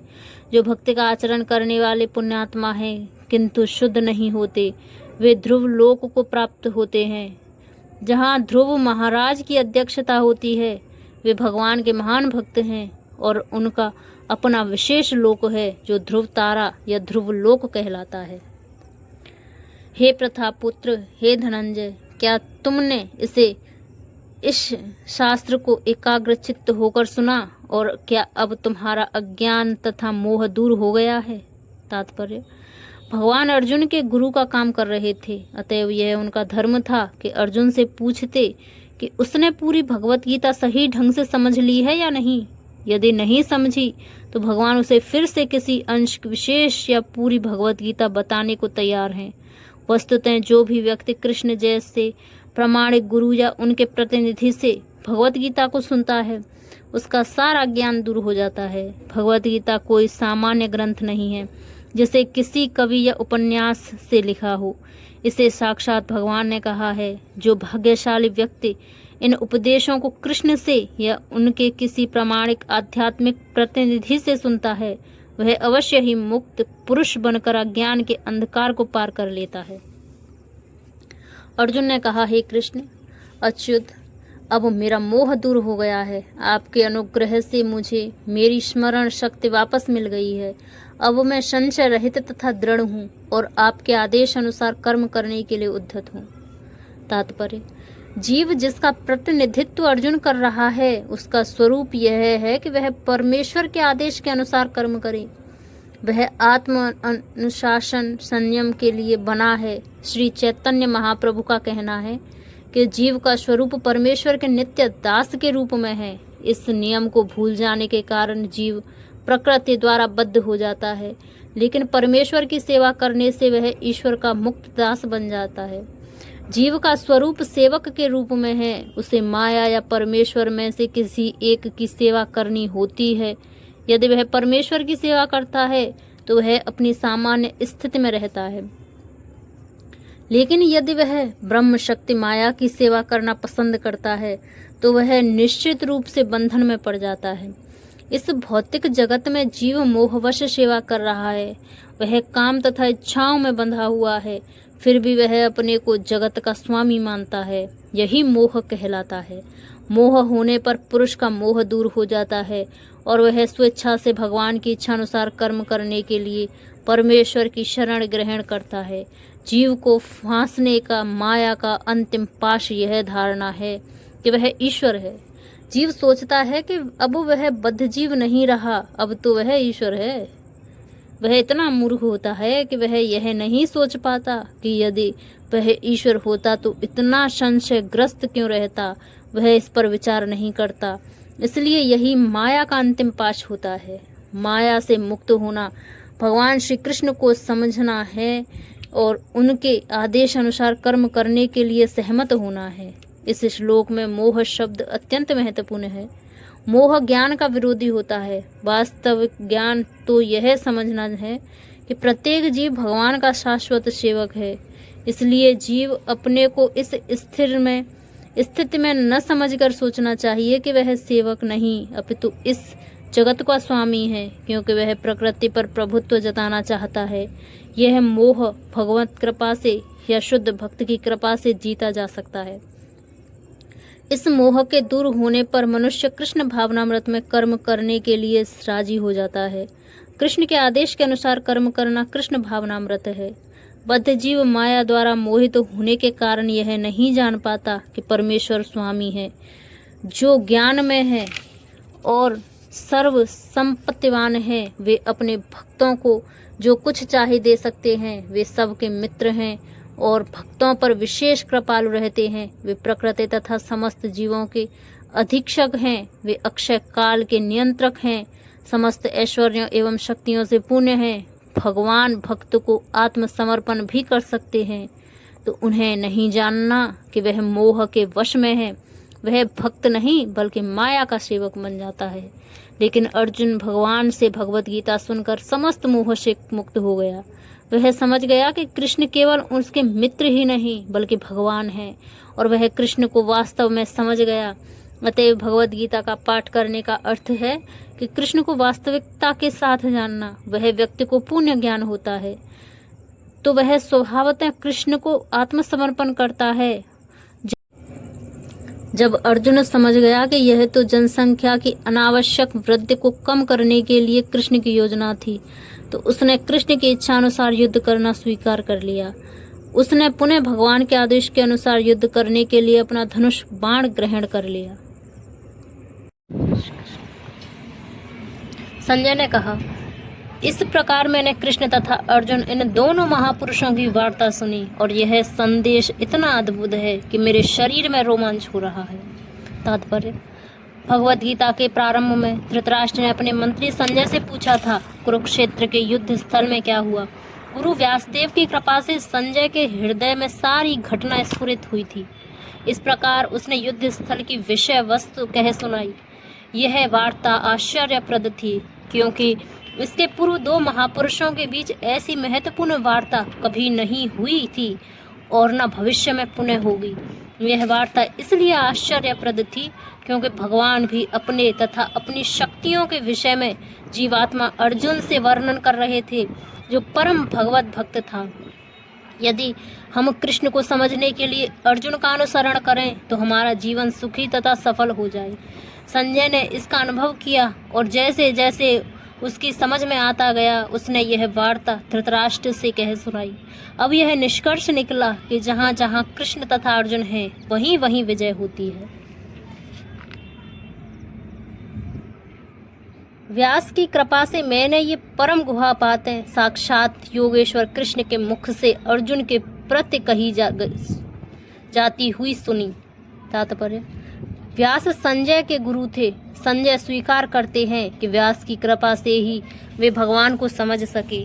इसका अर्थ यह हुआ कि गुरु के माध्यम से ही कृष्ण को समझना चाहिए, प्रत्यक्ष रूप से नहीं। गुरु स्वच्छ माध्यम है, यद्यपि अनुभव फिर भी प्रत्यक्ष ही होता है। गुरु परंपरा का यही रहस्य है। जब गुरु प्रामाणिक हो तो भगवत गीता का प्रत्यक्ष श्रवण किया जा सकता है, जैसा अर्जुन ने किया। संसार भर में अनेक योगी हैं, लेकिन कृष्ण योगेश्वर हैं। उन्होंने भगवत गीता में स्पष्ट उपदेश दिया है, मेरी शरण में आओ। जो ऐसा करता है वह सर्वोच्च योगी है। 6 अध्याय के अंतिम श्लोक में इसकी पुष्टि हुई है।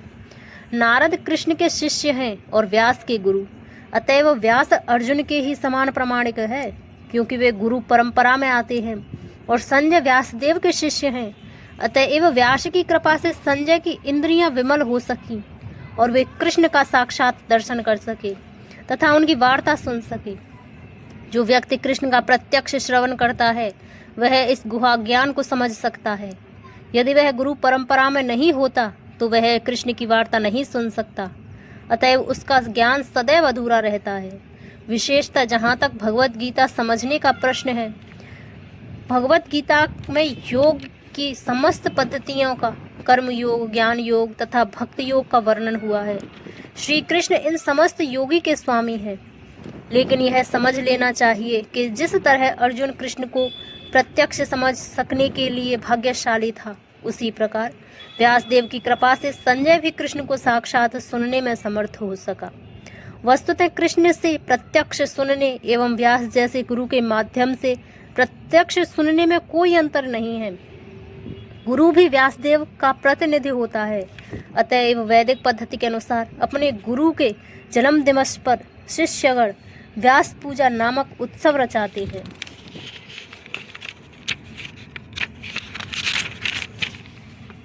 हे राजन, जब मैं कृष्ण तथा अर्जुन के मध्य हुई इस आश्चर्यजनक तथा पवित्र वार्ता को बारंबार स्मरण करता हूँ तो प्रतिक्षण आह्लाद से गदगद हो उठता हूँ। तात्पर्य: भगवत गीता का ज्ञान इतना दिव्य है कि जो भी अर्जुन तथा कृष्ण के संवाद को जान लेता है वह पुण्यात्मा बन जाता है और इस वार्तालाप को भूल नहीं सकता। आध्यात्मिक जीवन की यह दिव्य स्थिति है। दूसरे शब्दों में, जब कोई गीता को सही स्तोत्र से अर्थात प्रत्यक्ष कृष्ण से सुनता है तो उसे पुण्य कृष्ण भावनामृत प्राप्त होता है। कृष्ण भावनामृत का फल यह होता है कि वह अत्यधिक प्रबुद्ध हो उठता है और जीवन का भोग आनंद सहित कुछ काल तक नहीं अपितु प्रत्येक क्षण करता है। हे राजन, भगवान कृष्ण के अद्भुत रूप का स्मरण करते ही मैं अधिकाधिक आश्चर्यचकित होता हूँ और पुनः पुनः हर्षित होता हूँ।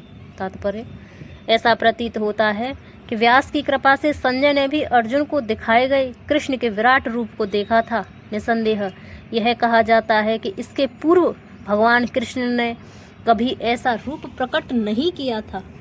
यह केवल अर्जुन को दिखावा गया था, लेकिन उस समय कुछ महान भक्त भी उसे देख सके थे तथा व्यास उनमें से एक थे। वे भगवान के परम भक्तों में से हैं और कृष्ण के शक्त्यावेश अवतार माने जाते हैं।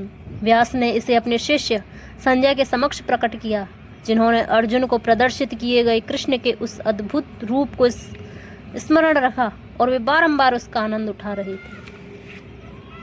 जहाँ योगेश्वर कृष्ण है, जहाँ परम धनुर्धर अर्जुन है, वहीं ऐश्वर्य, विजय, अलौकिक शक्ति तथा नीति भी निश्चित रूप से रहती है, ऐसा मेरा मत है। तात्पर्य: भगवत गीता का शुभारंभ धृतराष्ट्र की जिज्ञासा से हुआ। वह भीष्म, द्रोण तथा कर्ण जैसे महारथियों की सहायता से अपने पुत्रों की विजय के प्रति आशावान था। उसे आशा थी कि विजय उसके पक्ष की होगी, लेकिन कुरुक्षेत्र के दृश्य का वर्णन करने के बाद संजय ने राजा से कहा, आप अपनी विजय की बात सोच रहे हैं, लेकिन मेरा मत है कि जहाँ कृष्ण तथा अर्जुन उपस्थित हैं वहीं संपूर्ण श्री होगी। उसने प्रत्यक्ष पुष्टि की कि धृतराष्ट्र को अपने पक्ष की विजय की आशा नहीं रखनी चाहिए। विजय तो अर्जुन के पक्ष की निश्चित है, क्योंकि उसमें कृष्ण है। श्री कृष्ण द्वारा अर्जुन के सारथी का पद स्वीकार करना एक ऐश्वर्य का प्रदर्शन था। कृष्ण समस्त ऐश्वर्यों से पूर्ण है और इनमें से वैराग्य एक है। ऐसे वैराग्य के भी अनेक उदाहरण प्राप्त हैं, क्योंकि कृष्ण वैराग्य के भी ईश्वर हैं। युद्ध तो वास्तव में दुर्योधन तथा युधिष्ठिर के बीच था। अर्जुन अपने ज्येष्ठ भ्राता दुर्योधन की ओर से लड़ रहा था। क्योंकि कृष्ण तथा अर्जुन युधिष्ठिर की ओर थे, अतएव युधिष्ठिर की विजय ध्रुव थी। युद्ध को यह निर्णय करना था कि संसार पर शासन कौन करेगा। संजय ने भविष्यवाणी की कि सत्ता युधिष्ठिर के हाथ में चली जाएगी। यहाँ पर इसकी भी भविष्यवाणी हुई कि इस युद्ध में विजय प्राप्त करने के बाद युधिष्ठिर उत्तरोत्तर समृद्धि लाभ करेंगे, क्योंकि वे न केवल पुण्यात्मा तथा पवित्र आत्मा थे, अपितु वे कठोर नीतिवादी थे। उन्होंने जीवन भर कभी असत्य भाषण नहीं किया था।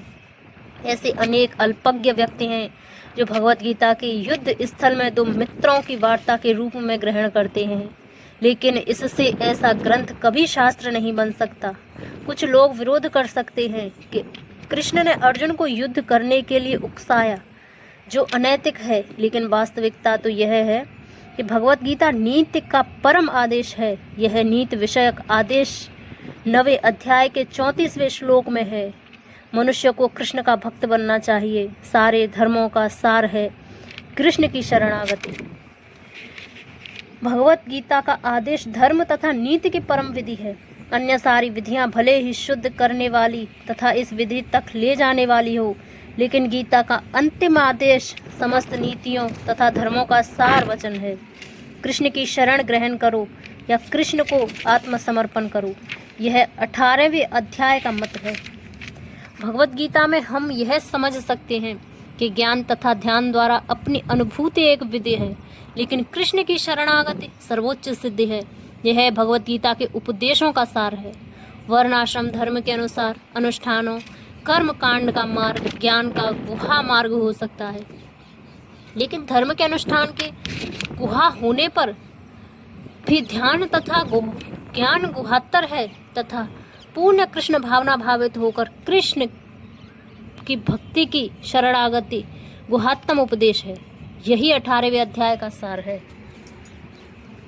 भगवत गीता की अन्य विशेषता यह है कि वास्तविक सत्य भगवान कृष्ण है। परम सत्य की अनुभूति 3 रूपों में होती है: निर्गुण ब्रह्मा, अंतर्यामी परमात्मा तथा भगवान श्री कृष्ण। परम सत्य के पूर्ण ज्ञान का अर्थ है कृष्ण का पूर्ण ज्ञान। यदि कोई कृष्ण को जान लेता है तो ज्ञान के सारे विभाग इसी ज्ञान के अंश हैं। कृष्ण दिव्य हैं, क्योंकि वे अपनी नित्य अतरंगा शक्ति में स्थित रहते हैं। जीव उनकी शक्ति से प्रकट हैं और 2 श्रेणी के होते हैं: नित्यबद्ध तथा नित्य मुक्त। ऐसे जीवों की संख्या असंख्य है और वे सब कृष्ण के मूल अंश माने जाते हैं। भौतिक शक्ति 24 प्रकार से प्रकट होती है। सृष्टि शाश्वत काल द्वारा प्रभावित है और बहिरंगा शक्ति द्वारा इसका सृजन तथा संहार होता है। यह दृश्य जगत पुनः पुनः प्रकट तथा प्रकट होता रहता है। भगवत गीता में 5 प्रमुख विषयों की व्याख्या की गई है: भगवान, भौतिक प्रकृति, जीव, शाश्वत काल तथा सभी प्रकार के कर्म।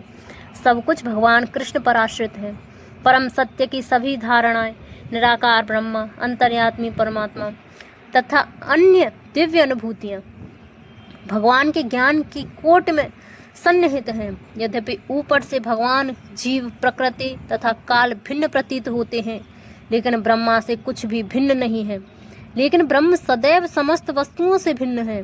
भगवान चैतन्य का दर्शन है अचित्य भेदाभेद। यह दर्शन पद्धति परम सत्य के पूर्ण ज्ञान से युक्त है। जीव अपने मूल रूप में शुद्ध आत्मा है। वह परमात्मा का एक परमाणु मात्र है। इस प्रकार भगवान कृष्ण की उपमा सूर्य से दी जा सकती है और जीवों को सूर्य प्रकाश से, क्योंकि सारे जीव कृष्ण की तटस्था शक्ति हैं, अतएव उनका संसर्ग भौतिक शक्ति अपरा या आध्यात्मिक शक्ति परा से होता है। दूसरे शब्दों में जीव भगवान की 2 शक्तियों के मध्य में स्थित है। चूँकि उसका संबंध भगवान की पराशक्ति से है, अतएव उसमें किंचित स्वतंत्रता रहती है। इस स्वतंत्रता के सदुपयोग से ही वह कृष्ण की प्रत्यक्ष आदेश के अंतर्गत आता है। इस प्रकार वह दाहिनी शक्ति की अपनी सामान्य दशा को प्राप्त होता है। इस प्रकार श्रीमद् भगवद गीता के 18वें अध्याय उपसंहार संन्यास की सिद्धि का भक्ति वेदांत तात्पर्य पूर्ण हुआ। जय श्री कृष्ण।